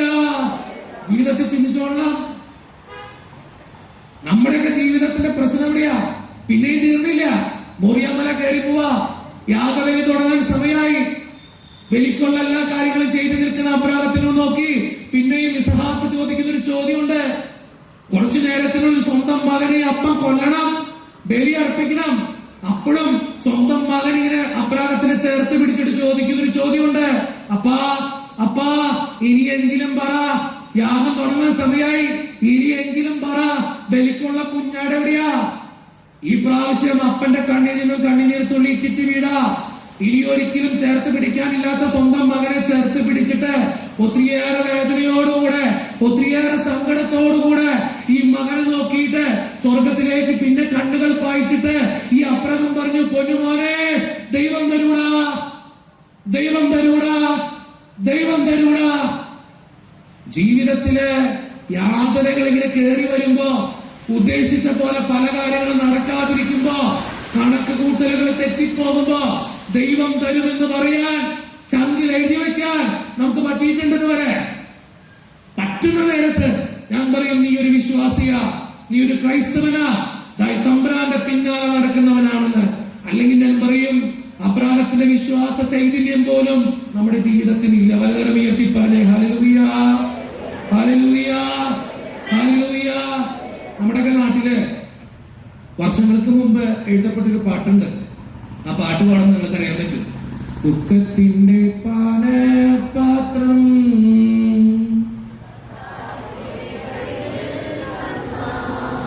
എല്ലാ പാട്ടുള്ള റെഡി 1 2 3 ഒന്ന് സ്ക്വയർ ആയിട്ട് സഹായിച്ചോട്ടാ.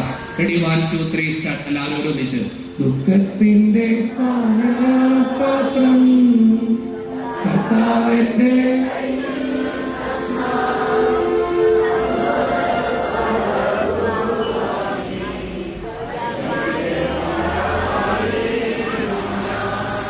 ഈ പിള്ളേർക്ക് നീ പാട്ടറിയാൻ എവിടെ ജോയിലെ പാട്ടറിയോ നിനക്ക്? ഈ പാട്ട് കേട്ടോ എടാ മുത്തേ, നീ വന്ന മുത്തേ, എന്റെ പേര് ജോയിൻ തന്നെ പറഞ്ഞേ. എന്തെങ്കിലും ആവട്ടെ, നീ പാട്ട് കേട്ടിട്ടുണ്ടോ? കേട്ടിട്ടുണ്ടോ? അറിയോ? അറിയില്ലെന്ന്. ആ, നമ്മുടെ പിള്ളേരെ നിങ്ങൾക്ക് പഠിപ്പിക്കണം കേട്ടോ. നമ്മളൊക്കെ എവിടെ ചെന്നാലും, ഞാനിപ്പോ കഴിഞ്ഞ 3 മാസം ദുബായിലായിരുന്നു ധ്യാനം. മിക്ക സ്ഥലങ്ങളിൽ ഇപ്പൊ അടുത്ത മാസം ഷാർജയിൽ പോകുന്നുണ്ട്. എവിടെ ചെന്നാലും ഈ പാട്ട് പാടും. എല്ലാവർക്കും അറിയ പാട്ട്. അതുപോലെ പണ്ടത്തെ പാട്ടുകൾ ഒന്നാണ്: കണ്ണുനീർ താഴ്വരയിൽ ഞാനേറ്റം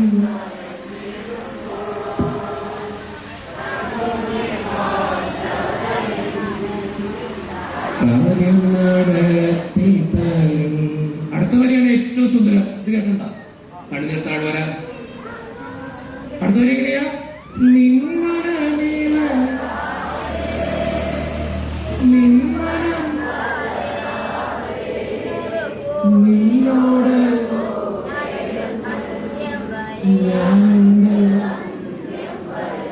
നമ്മുടെ പിള്ളേർക്ക് നീ പാട്ടറിയാൻ പാടില്ലാട്ടാ, പഠിപ്പിക്കണം. വേറെ പാട്ടുണ്ട്: ആശ്വാസത്തിൻ നിന്നെ വിളിച്ചിടുന്നു, നിന്നെ പ്രാർത്ഥിക്കുന്ന സമയം വരുമ്പോ വീട്ടിലിരുന്ന് ഈ പാട്ടുകളൊക്കെ ഒന്ന് പാടി പ്രാർത്ഥിക്കണം. എനിക്കറിയാം, ഞാൻ പലപ്പോഴും CC പള്ളികളൊക്കെ ധ്യാനിപ്പിക്കാൻ ചെല്ലുമ്പോ, കഴിഞ്ഞ ദിവസം ചൂരക്കോഴി പള്ളിയിലെ അവിടുത്തെ അച്ഛന്റെ കൂടെ വീട്ടിലാണ് താമസിച്ചത്. അച്ഛൻ പ്രാർത്ഥന ഒരു ദിവസം രാത്രി കൺവെൻഷൻ കഴിഞ്ഞിട്ട് വീട്ടിൽ ചെന്നിട്ട് അച്ഛൻ പറഞ്ഞു, നമുക്ക് ഒന്നിച്ചിരുന്ന് പ്രാർത്ഥിച്ചാലാ. എനിക്ക് CSIക്കാരുടെ പ്രാർത്ഥന ശൈലിയൊക്കെ ഒന്ന് അറിയാൻ വേണ്ടി അച്ഛൻ്റെ അടുത്ത് പോയി ഒന്ന് പ്രാർത്ഥിച്ചു. ഞാൻ ഓർക്കായിരുന്നു, അച്ഛൻ ഇങ്ങനെ കുറെ പാട്ടുകളൊക്കെ പാടും, പിള്ളേരെ പഠിപ്പിക്കുക. അവിടുത്തെ അരുണച്ചനാ, CSI പള്ളിയിലെ ചൂരക്കുഴി പള്ളിയിലെ അച്ഛൻ അരുണച്ചൻ ഇങ്ങനെ പാട്ടുകൾ പാടാം. അപ്പൊ പാട്ടുകൾ പാടുമ്പോൾ 2 മക്കളുണ്ട് അച്ഛനും കൂടി ഇരുന്ന് പാടും. എനിക്ക് വളരെ സന്തോഷം തോന്നിയ കാര്യമാണ്. നമ്മുടെ മക്കളൊക്കെ ഇരുത്തി പഠിപ്പിക്കണം കേട്ടോ. ഈ പാട്ടുകളൊക്കെ അന്യം നിന്ന് പോവാ. നമ്മുടെ മക്കൾക്ക് അറിയാൻ പാടില്ല ഈ പാട്ടിന്റെ അർത്ഥതലങ്ങള്. നമുക്ക് ഒരു ദിവസം ഒരു പള്ളിയിലെ കൺവെൻഷൻ ചെന്ന് കഴിഞ്ഞപ്പോൾ ഞാൻ ഈ പാട്ടുകളൊക്കെ പാടിയിട്ട് ചോദിച്ചു, ഈ പാട്ടൊക്കെ അറിയോ? ഒറ്റണത്തിന് അറിയത്തില്ല. വേറൊരു പാട്ട് പാടി, പാട്ട് പാടിക്കൊണ്ട് വിറ്റ് എല്ലാത്തിനും അറിയാം. റോസാപ്പൂ മാല തരം, റോസാപ്പൂ വീട് തരം, റോസാപ്പൂ ചന്തമുള്ള പെണ്ണാണു നീ. ഇത് കേട്ടോടാ? അതും കേട്ടിട്ടില്ലേ? ഏതാണ് മറ്റേ പാട്ട്? ഇപ്പൊ ഒരു പുതിയ കാവാലയ, അത് കേട്ടോ? അത് കേട്ടോ? നമ്മുടെ പിള്ളേർക്ക് ഇതൊക്കെ അറിയൂ. കൊയത് കേട്ടുണ്ടോ? റോസാപ്പൂ മാലതരം കേട്ടുണ്ടോ? നിങ്ങൾ കേട്ടിട്ടില്ലല്ലേ? ഓ, നിങ്ങൾ വിശുദ്ധരായ എല്ലാവരും വിശുദ്ധരാ. കർത്താവ് ഈ ധ്യാനം കൊണ്ട് തന്നെ ഇവിടെ ഒരു കർത്താവിന്റെ അനുഗ്രഹങ്ങളുടെ പേമാരി ഇരിക്കുന്നു നോക്കിക്കോ കേട്ടോ. ഒന്നാമതന്നെ നല്ല വഴിയുണ്ട്, പിന്നെ ഈ പേമാരി ഇരിക്കുന്നു നോക്കിക്കോ. നമുക്ക് ഈ പാട്ടുകളൊക്കെ അറിയൂ. നമ്മുടെ മക്കളൊക്കെ ഇതിരുത്തി പഠിപ്പിക്കണം. ഞാൻ ഈ പാട്ട് പാടിക്കുന്നതിന്റെ ഏറ്റവും വലിയ വിറ്റെന്ന് അറിയോ? മുമ്പിലിരിക്കുന്ന വല്യമ്മ കൈ കൂപ്പി പിടിച്ചേക്കാം. ഈ റോസാപ്പൂ മാല തരാം, റോസാപ്പൂ വീട് തരാം, റോസാപ്പൂ ചന്തമുള്ള പെണ്ണാണ് നീ കേട്ടപ്പോ മുമ്പിലിരിക്കുന്ന വല്യമ്മ കൈ കൂപ്പി പിടിച്ചേക്കാം. ഞാൻ ചോദിച്ചു, എന്തിയെ ഇങ്ങനെ കൈ കൂടി? പുതിയ ഭക്തിഗാനല്ലേ വെച്ചത്? ഞാൻ പറഞ്ഞു, പുതിയ ഭക്തിഗാനം നല്ലത്, അത് സിനിമ പാട്ടാണ്. നമ്മുടെ പിള്ളേർക്ക് ഇതൊക്കെ അറിയുള്ളൂ. ഞാൻ കാര്യമായിട്ട് പറഞ്ഞതാ. ഈ പാട്ടുകളൊക്കെ ഒന്ന് പഠിപ്പിക്കണം. ഈ ദുഃഖത്തിന്റെ പാനപാത്രം ഒന്ന് പഠിപ്പിക്കണം. ആരെഴുതിയ പാട്ടത്? ആ സാധു കൊച്ചു കുഞ്ഞെന്നൊരു ഉപദേശിയുടെ ഒരു പാട്ടാ. ഉള്ള ജോലി എന്തായിരുന്നു? സുവിശേഷ വേലയായിരുന്നു. എന്താ വെച്ചാൽ സുവിശേഷം പ്രസംഗിക്കുന്നവൻ. ശ്രീ അദ്ദേഹത്തിന് 3 മക്കളാ. 2ാമത്തെ മകനാ സാമുവേല്. എപ്പോഴാണ് ഈ പാട്ട് എഴുതണേ? ഇദ്ദേഹം ശ്രീലങ്കയിൽ സുവിശേഷ വേലയ്ക്കായിട്ട് പോയി കഴിഞ്ഞപ്പോ ഇദ്ദേഹത്തിന്റെ 2ാമത്തെ മകന് അസുഖം ബാധിച്ചു മരിച്ചു. ചങ്ങനാശ്ശേരി അടുത്ത് ചെങ്ങന്നൂര് ഇദ്ദേഹത്തിന്റെ വീട്. ആ വീട്ടിലേക്ക് ഇദ്ദേഹം കയറി ചെല്ലുമ്പോ ഒരു ചെറ്റക്കുടില. നാട്ടുകാരും വീട്ടുകാരും കരഞ്ഞോണ്ടിരിക്കുക, നിലവിളിച്ചോണ്ടിരിക്കുക. എല്ലാവരും കരഞ്ഞു നിലവിളിക്കുന്ന ഒരു പന്തിയിലേക്ക് ഇദ്ദേഹം കയറി ചെല്ലുമ്പോ എല്ലാവരും ഇദ്ദേഹത്തെ നോക്കിക്ക. ചുറ്റും നിൽക്കുന്ന കുറച്ചുപേര് പറയുന്നുണ്ട്, ദൈവത്തിന്റെ വചനം പ്രസംഗിക്കുന്നവന് കിട്ടിയ കിട്ട് കണ്ടില്ലേ, കൊട്ട് കണ്ടില്ലേ? എല്ലാ വിഷമങ്ങളും ഇങ്ങനെ ചങ്കിലൊതുക്കിയിട്ട് ഇദ്ദേഹം സ്വന്തം മകന് ജീവച്ഛവമായ ശരീരം ഇങ്ങനെ കയ്യിലെടുത്ത് പിടിച്ചിട്ട് ഇനി ഒരിക്കലും അപ്പ എന്ന് വിളിക്കാത്ത ആ മകന്റെ മുഖത്തേക്ക് നോക്കിയിട്ട് അവന്റെ തണുത്തുറഞ്ഞ കരങ്ങള് സ്വന്തം ചങ്കിലിങ്ങനെ ചേർത്ത് പിടിച്ചിട്ട് ഈ സാധു കൊച്ചുകുഞ്ഞെന്ന് പറഞ്ഞ ഉപദേശി പാടിയ പാട്ടാണത്. സ്വന്തം മകൻ മരിച്ചു കിടക്കുമ്പോ ഒരപ്പം പാടിയ പാട്ടെങ്ങനെയാ? ദുഃഖത്തിന്റെ പാനപാത്രം കർത്താവിന്റെ കയ്യിൽ തന്ന സന്തോഷത്തോടെ ഞാനത് ഇങ്ങോട്ട് വാങ്ങിച്ചിട്ട് ഹല്ലേലൂയ പാടും ഞാനെന്ന്. ഞാൻ ചിന്തിച്ചിട്ടുണ്ട്, ഈ മനുഷ്യന് എവിടെ നിന്ന് കിട്ടി ഇതിന് മാത്രം തന്റെ ഇടം? ഈ മനുഷ്യന് എവിടെ നിന്ന് കിട്ടി ഇതിന് മാത്രം വിശ്വാസം? നിങ്ങൾ ഓർക്കണം, അപ്പരാഗത്തിന്റെ വിശ്വാസം പോലെയാ ഈ മകനും ഈ മനുഷ്യനും പറയണേ, എന്റെ തമ്പുരാന് ഞാൻ ഹല്ലേലൂയ പാടും ഞാനെന്ന്. നിങ്ങളുടെ ജീവിതത്തിൽ ദുഃഖങ്ങൾ പെരുകിയപ്പോ, മക്കൾ ഒരു കറിവേപ്പില പോലെ മാറ്റി നിർത്തിയപ്പോ, ഉദ്ദേശിച്ച പോലെ ബിസിനസ് നടക്കാതിരുന്നപ്പോ, ഒത്തിരിയേറെ കടബാധ്യതകൾ പെരുകിയപ്പോ നിങ്ങൾ പറഞ്ഞോ, ദൈവമേ ഹല്ലേലൂയ പറഞ്ഞോ?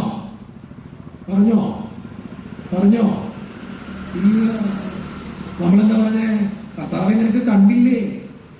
ഞങ്ങളിവിടെ നരകിക്കുക, എവിടെ പോയി കിടക്ക? എന്റെ മാറാത്ത, എന്റെ തീരാത്ത, എന്റെ കല്യാണം നടക്കാത്ത കുറെ ചോദ്യങ്ങളാണ് നമ്മുടെ മുമ്പില്. എന്റെ സ്നേഹം നിറഞ്ഞവരെ ഞാൻ നിങ്ങൾ ആത്മാർത്ഥമായിട്ട് പറയാ, എന്റെ കൂടെ ഒരു ദൈവമുണ്ട്. നിങ്ങളൊന്ന് ചിന്തിച്ചു നോക്കിയേ. ഞാൻ സ്നേഹിക്കുന്ന പോലെ എന്നെ സ്നേഹിക്കാൻ ദൈവത്തിന് മാത്രമേ പറ്റുള്ളൂ. ഞാൻ എപ്പോഴും ധ്യാനിപ്പിക്കാൻ പോകുമ്പോൾ പറയുന്ന ഒരു കാര്യമുണ്ട്, ഞാൻ ഇച്ഛിക്കുന്ന പോലെ, ഞാൻ ആഗ്രഹിക്കുന്ന പോലെ, ഞാൻ പ്രതീക്ഷിക്കുന്ന പോലെ എന്നെ സ്നേഹിക്കാൻ എന്റെ ദൈവത്തിന് മാത്രമേ പറ്റുള്ളൂ. വേറെ ആർക്കും പറ്റില്ല. ഞാൻ എത്ര സ്നേഹിച്ചാലും ഞാൻ സ്നേഹിക്കുന്ന വ്യക്തി എന്നെ തിരിച്ചു സ്നേഹിക്കണമെന്ന് നിർബന്ധമില്ല. സങ്കടത്തിലെ താഴ്വരയില് നമ്മളെ ഒറ്റയായി പോവും. അവിടെ എന്റെ ദൈവത്തിന്റെ സ്നേഹം മാത്രം എന്റെ കൂടെ ഉണ്ടാകുള്ളൂ. വലുതരം ഉയർത്തി പറഞ്ഞേ ഹല്ലേലൂയ, ഹല്ലേലൂയ, ഹല്ലേലൂയ. അതുകൊണ്ട് ഞാൻ എപ്പോഴും പറയും, അബ്രാഹത്തിന്റെ വിശ്വാസം പോലെ നിന്റെ വിശ്വാസം നീ വർദ്ധിപ്പിക്കണം. നിന്റെ ജീവിതത്തിന്റെ ഏതവസ്ഥയിലും എന്റെ കൂടെ നിൽക്കുന്ന ഒരു ദൈവമുണ്ടെന്ന് നീ തിരിച്ചറിയണം. അപ്പോഴേ നിന്റെ ജീവിതത്തിന് അർത്ഥം ഉണ്ടാവുള്ളൂ. അപ്പോഴേ നിന്റെ ജീവിതത്തിന് ഒത്തിരിയേറെ അഴകുണ്ടാവുള്ളൂ. അപ്പോഴേ നിന്റെ ജീവിതത്തിന് ക്രിസ്ത്യാനിയാണെന്നതിൽ അഭിമാനിക്കുന്നതില് അർത്ഥമുള്ളോ കരുതലുള്ളൂ. അല്ലെങ്കിൽ ഞാൻ പറയും വെറുതെയാ, ഈ കൺവെൻഷൻ വെറുതെയാ, ഈ ധ്യാന പ്രസംഗം വെറുതെയാ. നിന്റെ ദൈവമായ കർത്താവിനെ പൂർണ്ണ ഹൃദയത്തോടും പൂർണ്ണ ആത്മാവോടും പൂർണ്ണ മനസ്സോടും നിന്റെ ചങ്കിനെ നീ എഴുതി വെക്കുമ്പോഴാ നിന്റെ ജീവിതം പൂർണ്ണതയിൽ എത്തി നിൽക്കുക. വളരെ ഉയർത്തി പറഞ്ഞേ ഹല്ലേലൂയ, ഹല്ലേലൂയ, ഹല്ലേലൂയ. എന്റെ സ്നേഹം തന്നെ സ്നേഹിക്കാൻ പറ്റട്ടെ. യെശയ്യാ പ്രവാചകന്റെ പുസ്തകം 40-ാം അധ്യായം 31-ാം തിരുവചനം ഒന്ന് വായിച്ചേ. യെശയ്യാ 40:31. ചേച്ചി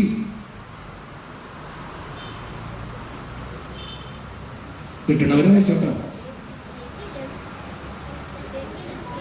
ഇച്ചിരി പൈസ കിട്ട വായിക്കി. മയക്കടുത്ത് വിളിക്കും. എങ്കിലും യഹോവയെ കാത്തിരിക്കുന്നവർ ശക്തിയെ പുതുക്കും. അവർ കഴുകന്മാരെ പോലെ ചിറകടിച്ച് കയറും. അവർ തളർന്നു പോകാതെ ഓടുകയും ക്ഷീണിച്ചു പോകാതെ നടക്കുകയും ചെയ്യും. മതി. ജീവിതത്തിൽ ചിന്തിച്ചോളാം. ഞാൻ POC ബൈബിളില് ഇതാ വായിക്കുന്നേ. യെശയ്യാ പ്രവാചകന്റെ പുസ്തകം 40-ാം അധ്യായം 31-ാം തിരുവചനം. ദൈവത്തിൽ ആശ്രയിക്കുന്നവൻ വീണ്ടും ശക്തി പ്രാപിക്കും. അവർ പരുന്തിനെ പോലെ ചിറകടിച്ചുയരും. അവർ ഓടിയാലും ക്ഷീണിക്കുകയില്ല, നടന്നാൽ തളരുകയുമില്ല. ജീവിതത്തിൽ ചിന്തിച്ചോളാം. കർത്താവിനെ ആശ്രയിക്കുന്നവർ വീണ്ടും ശക്തി പ്രാപിക്കുന്ന വചനം പറയണേ. അവർ പരുന്തിനെ പോലെ ചിറകടിച്ചുയരും. അവർ ഓടിയാലും ക്ഷീണിക്കുകയില്ല, നടന്നാൽ തളരുകയുമില്ല. നമ്മുടെയൊക്കെ ജീവിതത്തിൽ വേദനകൾ പെരുകുമ്പോ ഈ വചനം നമ്മളൊന്ന് മനസ്തമാക്കണം, മനഃപ്പാഠമാക്കണം. എന്തിനാണെന്നറിയോ? കർത്താവ് കൂടെയുള്ള മനുഷ്യനെ തോൽപ്പിക്കാൻ ആർക്കും പറ്റില്ല. അവന് എങ്ങനെയൊക്കെയാണെങ്കിലും ജീവിതത്തിൽ വിജയിക്കുന്നതിന് വിശുദ്ധ പൗലോസ്ലീഹ റോമാക്കാർക്ക് എഴുതിയ ലേഖനം 8-ാം അധ്യായം 31-ാം തിരുവചനം ഒന്ന് വായിച്ചേ. വിശുദ്ധ പൗലോസ്ലീഹ റോമാക്കാർക്ക് എഴുതിയ ലേഖനം 8-ാം അധ്യായം 31-ാം തിരുവചനം. ഇത് സംബന്ധിച്ച് നാം എന്തു പറയേണ്ടു? ദൈവം നമുക്ക് അനുകൂലമെങ്കിൽ നമുക്ക് പ്രതികൂലമാണ്. ജീവിതത്തിൽ ചിന്തിച്ചുകൊള്ളാം. എന്റെ ദൈവം എന്റെ കൂടെ നിൽക്കുമ്പോ എന്നെ പ്രതിരോധിക്കാൻ, എന്നെ എതിർക്കാൻ ആരെങ്കിലും എന്റെ മുന്നിൽ നിൽക്കോ?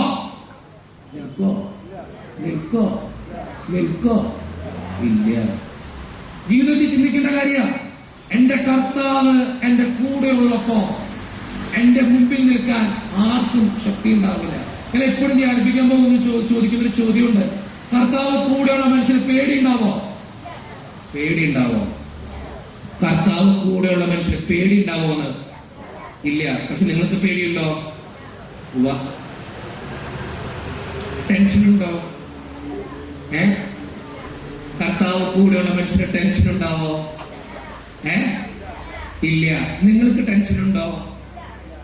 എന്റെ തള്ള കേട്ടോ, വെറുതെ ഇല്ല. അപ്പച്ച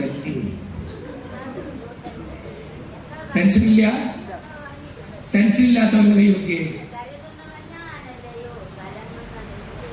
കലങ്ങുന്നത് ശരിക്കും കലങ്ങില്ല. ടെൻഷനില്ല, പേടിയില്ല, ഒന്നിനെ കുറിച്ച് പേടിയില്ല. എന്നെ തള്ളു കേന്ദ്രമാണ് കർത്താവ്. ജീവിതത്തിൽ ചിന്തിച്ചു നോക്കിയേ, എന്തോരം ടെൻഷൻ അടിക്കുന്നവരാ നമ്മള്. കുറച്ച് നല്ലവരുണ്ട് കേട്ടോ, അവർ മാറ്റി എടുത്തിട്ടാ പറയുന്നത്. ബാക്കിയുള്ള നമ്മളെ പോലെയുള്ള പാവങ്ങള്. ഞാനും ടെൻഷനൊക്കെ അടിക്കുന്ന ആളാ, ഞാനും കലങ്ങുന്ന ആളാ ഏട്ടാ. അത് നമ്മളെ പോലെയുള്ള മനുഷ്യനെ കുറിച്ചിട്ട് ഞാൻ പറയണേ. ഒരു സാധാരണ മനുഷ്യൻ. ഇവരൊക്കെ വിശുദ്ധരാട്ട, കൈ നോക്കിയവരൊക്കെ വിശുദ്ധരാ. നിങ്ങളൊന്ന് ചിന്തിച്ചു നോക്കി, എന്തോരം ടെൻഷനാ നമുക്ക്, എന്തോരം ഭയങ്ങളാ നമുക്ക്. ജീവിതത്തിൽ ചിന്തിച്ചോളാം. കർത്താവ് കൂടെ ഉണ്ടെങ്കിൽ നമ്മൾ ഭയപ്പെടില്ല. കർത്താവ് കൂടെ ഉണ്ടെങ്കിൽ നമുക്ക് ടെൻഷൻ ഉണ്ടാവില്ല. ചിന്തിച്ചോളാം. ജീവിതത്തിന്റെ പ്രശ്നങ്ങൾ ഇങ്ങനെ പെരുകി വരുമ്പോ, ഒത്തിരിയേറെ ബുദ്ധിമുട്ടുകൾ ഉണ്ടാകുമ്പോൾ ചിന്തിച്ചോളാം, എന്റെ കർത്താവ് എന്റെ കൂടെയുണ്ട്. വളരെ ഉയർത്തി പറഞ്ഞ ഹല്ലേലൂയ, ഹല്ലേലൂയ, ഹല്ലേലൂയ. ചിന്തിച്ചോളാം. എന്നെ കണ്ടാ പിന്നെ കുഴപ്പമുണ്ടോ? ചില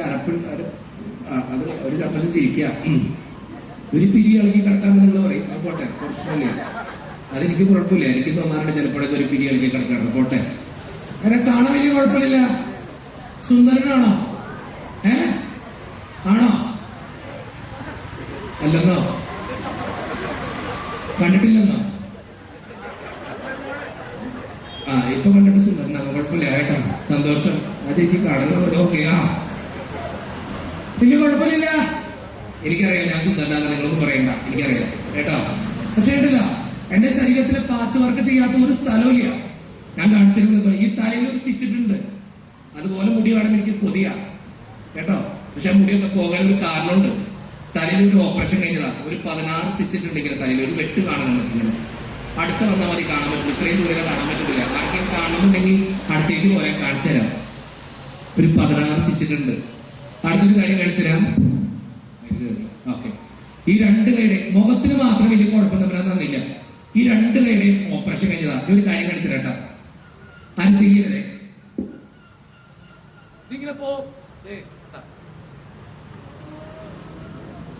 ഇതുപോലെ തിരിച്ചു വരും. ആരും ചെയ്യണ്ട. പോവത്തില്ല. ചെയ്യണ്ട. പോവത്തില്ല. കാരണം 2 കൈയുടെയും കുഴ വെട്ടിപ്പോയൊരു മനുഷ്യനാ. കുഴ വെട്ടാന്ന് വെച്ചാൽ ഓപ്പറേഷൻ കഴിഞ്ഞതാ. എനിക്ക് കുഴയില്ല. അതിന്റെ പ്രശ്നം എന്ന് വെച്ച് കഴിഞ്ഞാൽ ഞാനിപ്പോ ബസ്സിൽ കയറി എനിക്ക് ബസ്സിലൊന്നും യാത്ര ചെയ്യാൻ പറ്റത്തില്ല. ബസ് സ്റ്റോപ്പ് പിടിച്ചാലും ഞാൻ സ്റ്റോപ്പ് ആകില്ല. കാരണം കുഴയില്ലാത്തതുകൊണ്ട് ഞാൻ പോകും. അത് ഭയങ്കര പ്രശ്നമാണ്. എവിടെ സ്റ്റോപ്പില്ല എനിക്ക്. കാരണം ഈ കുഴ ഇങ്ങനെ വെട്ടിപ്പോകും. കൈ ഇങ്ങനെ കറക്കാൻ പറ്റത്തില്ല. അതുപോലെ ഈ ബലമില്ല ഇങ്ങനെ ഒന്നിനും. അത് പ്രശ്നമാണ്. കൈക്ക് 2 ഓപ്പറേഷൻ കഴിഞ്ഞതാ. അത് കഴിഞ്ഞ് ഇറങ്ങി വരുമ്പോ വയറ്റത്തൊരു ഓപ്പറേഷൻ കഴിഞ്ഞതാ. ഒരു 12 സ്റ്റിച്ച് ഇട്ടിട്ടുണ്ട് വയറ്റത്ത്. ആരും വരണ്ട, കാണിച്ചു തരില്ല. അത് കഴിഞ്ഞ് വരുമ്പോ 2 മുട്ടിന്റെ ഓപ്പറേഷൻ കഴിഞ്ഞ ഒരാളാ. 2 മുട്ടിന്റെ ലിഗമെന്റ് സർജറി കഴിഞ്ഞതാ. 2 കണ്ണങ്കാലിന്റെ സർജറി കഴിഞ്ഞതാ. ഇത്രയും സർജറി കഴിഞ്ഞ ഒരാളാ ഞാൻ. പക്ഷെ കണ്ടപ്പറയോ ഒരിക്കലും കൺവെൻഷൻ പ്രസംഗിക്കുന്നത് ഞാൻ പറഞ്ഞു കഴിഞ്ഞപ്പോ മുമ്പിലിരിക്കുന്ന ഒരു ചേച്ചി പറയാ, ആകെ ഒരു പ്രതീക്ഷയോടെ ഇവിടെ വന്നേക്കണേ. അപ്പൊ അച്ഛൻ പറയാ, ഞങ്ങളെക്കാളും തീരാരോഗ്യമുള്ള പ്രസംഗിക്കാൻ വന്നേക്കണ അച്ഛനത്. നിങ്ങൾ ഓർത്തോളം ഇതൊക്കെ ഉണ്ടെങ്കിലും ഞാൻ പറയാ, എന്റെ കൂടെ എന്റെ കർത്താവുണ്ട്. എത്ര പ്രശ്നം വന്നപ്പോൾ ഞാൻ ചിന്തിച്ച കാര്യത്തിലുള്ളൂ, എന്റെ കൂടെ എന്റെ കർത്താവുണ്ട്. ഇനി നിങ്ങൾ എന്റെ വീട്ടിലേക്ക് എന്റെ അപ്പന് ക്യാൻസറാ, എന്റെ അമ്മയ്ക്ക് ക്യാൻസറാ. കഴിഞ്ഞ ആഴ്ച എന്റെ അമ്മ വീണിട്ട് ആശുപത്രി കൊണ്ടുപോയുള്ളൂ. ഒരു സ്ട്രോക്കിന്റെ ആരംഭ. ക്യാൻസർ കഴിഞ്ഞോളൂ, അതേ സ്ട്രോക്ക് വന്നേക്കാം. പക്ഷെ എന്നെ കണ്ട പറയോ, ഞാൻ എപ്പോഴും ചിരിച്ചിരിക്കുള്ളൂ. കാരണം അറിയോ, എന്റെ കൂടെ എന്റെ തമ്പുരാനുണ്ട്. ജീവിതത്തിന്റെ പ്രശ്നങ്ങൾ ഇങ്ങനെ പെരുകി വരുമ്പോ ആ പ്രശ്നങ്ങളെ ഇങ്ങനെ മാറ്റി നിർത്തിയിട്ട് ആ പ്രശ്നങ്ങളോട് പറയണം, എന്റെ കൂടെ ആരുണ്ടെന്ന്? ദൈവമുണ്ടെന്ന്. അത്രേ ഉള്ളൂ ജീവിക്കാൻ. എത്ര പ്രശ്നം എന്നാണ് നിങ്ങൾ ചിന്തിക്കേണ്ട കാര്യത്തിലുള്ളൂ. എന്റെ കൂടെ ഒരു ദൈവമുണ്ട്. ആരില്ലെങ്കിലും ഏത് മനുഷ്യൻ കൂടെ നിന്നില്ലെങ്കിലും എന്റെ തമ്പുരാൻ എന്നെ ഇട്ടേച്ചു പോവില്ല. എന്റെ തമ്പുരാൻ എന്നെ പറ്റിക്കില്ല. എന്റെ തമ്പുരാൻ എന്നെ വേണ്ടാന്ന് പറയില്ല. അത് സത്യ. പക്ഷെ മനുഷ്യന് പറയും, നമുക്കൊരു ബുദ്ധിമുട്ടുണ്ടാകുമ്പോ പറയും, നിന്റെ കുഴപ്പം കൊണ്ടല്ലേ നീ തന്നെ സഹിച്ചോ. നിന്റെ ജീവിതത്തിൽ ഒരു പ്രശ്നം ഉണ്ടാകുമ്പോ മറ്റുള്ളവർ പറയും, അവന്റെ കയ്യിൽ കൊണ്ട് കിട്ടിയതാ. നിന്റെ ജീവിതത്തിൽ ഒരു തകർച്ച നേരിടുമ്പോ ചിലപ്പോ നിന്റെ ജീവിത പങ്കാളി പറയും, ചേട്ടന്റെ കുഴപ്പല്ലേ, ചേട്ടൻ തന്നെ സഹിച്ചാൽ മതി. നിന്റെ അപ്പം പറയും, നീ എന്റെ മോനല്ല. നിന്റെ അമ്മ പറയും, നീ എന്റെ മോളല്ല. പക്ഷെ തമ്പുരാൻ പറയും, നീ എന്റെയാ. അവനിങ്ങനെ ചങ്കോട് ചേർത്ത് പിടിച്ചിട്ട് പറയും, നീ എന്റെ മോനെ. നിനക്ക് എത്ര പ്രശ്നം ഉണ്ടെങ്കിലും എത്ര വേദന ഉണ്ടെങ്കിലും ഞാനുണ്ട് നിന്റെ കൂടെ. വല്ലതും എത്തി പറഞ്ഞേ ഹല്ലേലൂയ, ഹല്ലേലൂയ, ഹല്ലേലൂയ. രണ്ടാമത് അബ്രാഹത്തിന്റെ ദൈവം നമ്മൾ പഠിച്ചു. എന്താണ് അബ്രാഹത്തിന്റെ ദൈവം? ദൈവമേ, നാളെ ചോദിക്കാന്ന് പറഞ്ഞ ചോദ്യ കുന്തം എഴുതിയിരിക്കല്ല. സ്നേഹിച്ചാലല്ല, തുടക്കത്തോട് പറ. വിശ്വസിച്ചാൽ, സ്നേഹിച്ചാൽ കൂടെ നിൽക്കുന്ന ദൈവമാണ് അബ്രാഹമിന്റെ ദൈവം. പഠിച്ചോ? ഞാൻ ആരെങ്കിലും ചോദിച്ചാൽ പറഞ്ഞോളൂ. ഈ ധ്യാനം കഴിഞ്ഞിട്ട് ഏതെങ്കിലും ധ്യാനത്തിൽ നിങ്ങൾ എന്തെങ്കിലും പഠിച്ചാറുണ്ടോ? ഏതെങ്കിലും ധ്യാനത്തിൽ നിങ്ങൾ എന്തെങ്കിലും പഠിക്കാറുണ്ടോ? ഇല്ല എന്ന് കറക്റ്റാ. ഇതെങ്കിലും പഠിക്കും. ആരെങ്കിലും ചോദിച്ചു ഒരു ഉത്തരം പറയണം. ഒരു വചനാച്ചൻ കാണപ്പടം പഠിക്കാൻ പറയാം. 1 യോഹന്നാൻ 4:4. 1 യോഹന്നാൻ 4:4. ചേച്ചിയെ 1 യോഹന്നാൻ 4:4. അച്ഛൻ നിർത്താൻ സമയമായി. അച്ഛൻ നിർത്തണം. ഒരു കാര്യം കൂടി പറഞ്ഞിട്ട് നിർത്തിക്കോളൂ. ഈ സഹാക്കിന്റെ ദൈവം കൂടി പറഞ്ഞിട്ട് പെട്ടെന്ന് നിർത്തിക്കോളൂ. 1 യോഹന്നാൻ 4:4. പെട്ടെന്ന് നിർത്ത്. 1 യോഹന്നാൻ 4:4. അല്ല, ഞാൻ വായിച്ചോളാം.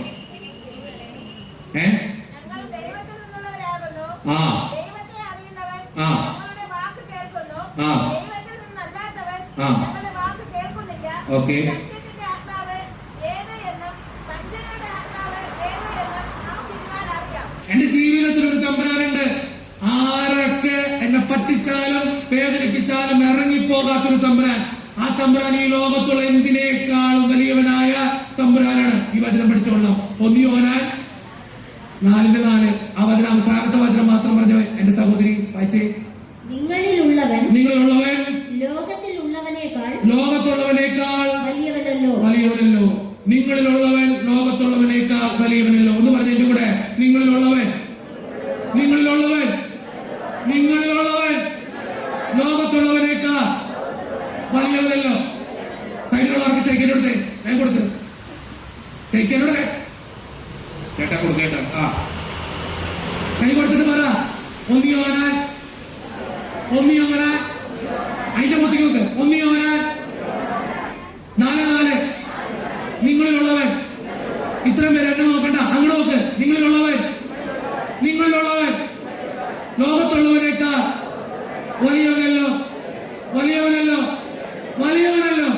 അതുകൊണ്ട് വിഷമിക്കണ്ട, തമ്പുരാൻ നിന്റെ കൂടെയുണ്ട്.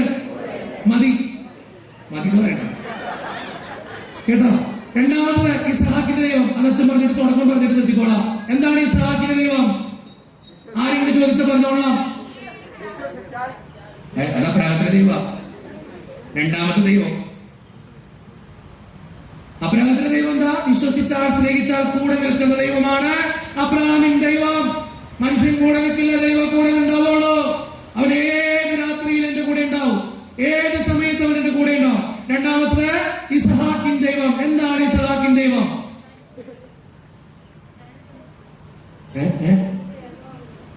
പറഞ്ഞോ കരുതുന്ന ദൈവം. പറയട്ടോ, ഇനിയോ കരുതുന്നതല്ല, അതന്നെ കൃത്യസമയത്ത് ഇടപെടുന്ന ദൈവമാണ് ഇസ്ഹാക്കിൻ ദൈവം. ജീവിതത്തിൽ ചിന്തിച്ചോളാം, കൃത്യസമയത്ത് തമ്പുരാൻ വരും. എന്താണ് ഇസ്ഹാക്കിൻ ദൈവം? കൃത്യസമയത്ത് എന്റെ കൂടെ പറ. കൃത്യസമയത്ത് എന്റെ ജീവിതത്തിൽ ഇടപെടുന്ന ദൈവമാണ് ഇസ്ഹാക്കിൻ ദൈവം.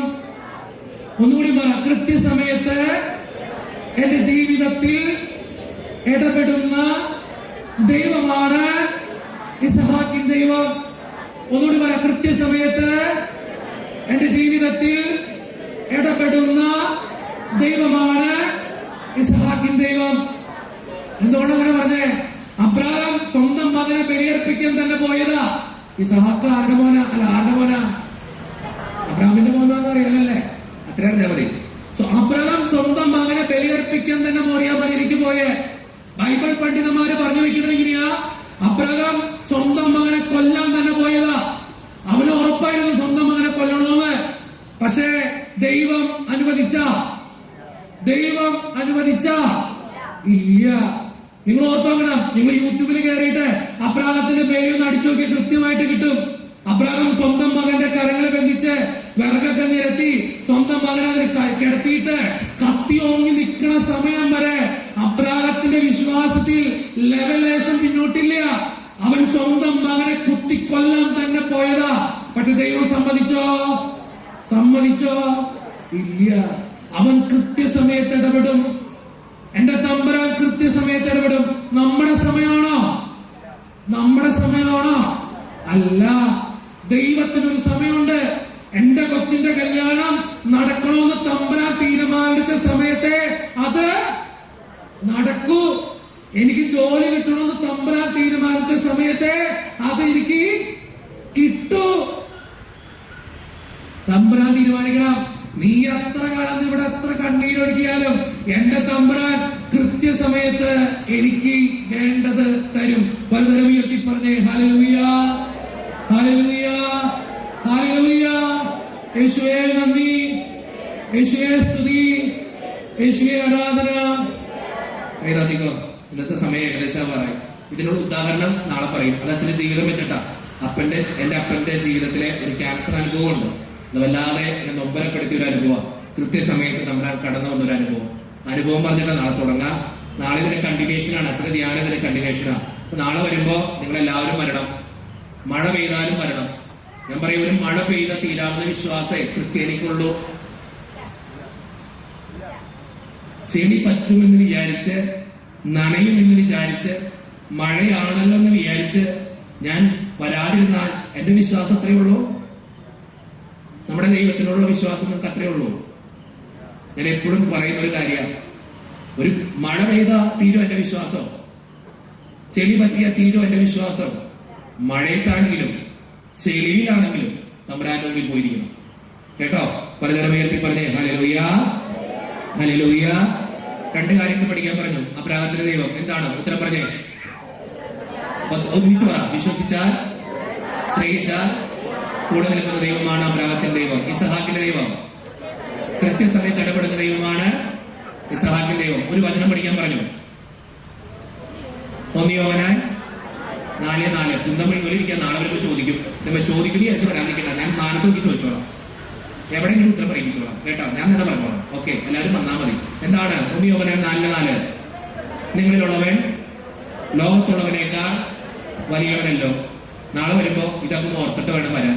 പറ്റുമെങ്കിൽ ഒന്ന് പ്രാർത്ഥിച്ചിട്ട് വരിക. നാളത്തെ ധ്യാനം നമുക്ക് കണ്ടുമുട്ടാം. നാളെ വരില്ലേ? ബോറടിച്ചോ? ഇഷ്ടമായി തന്നെ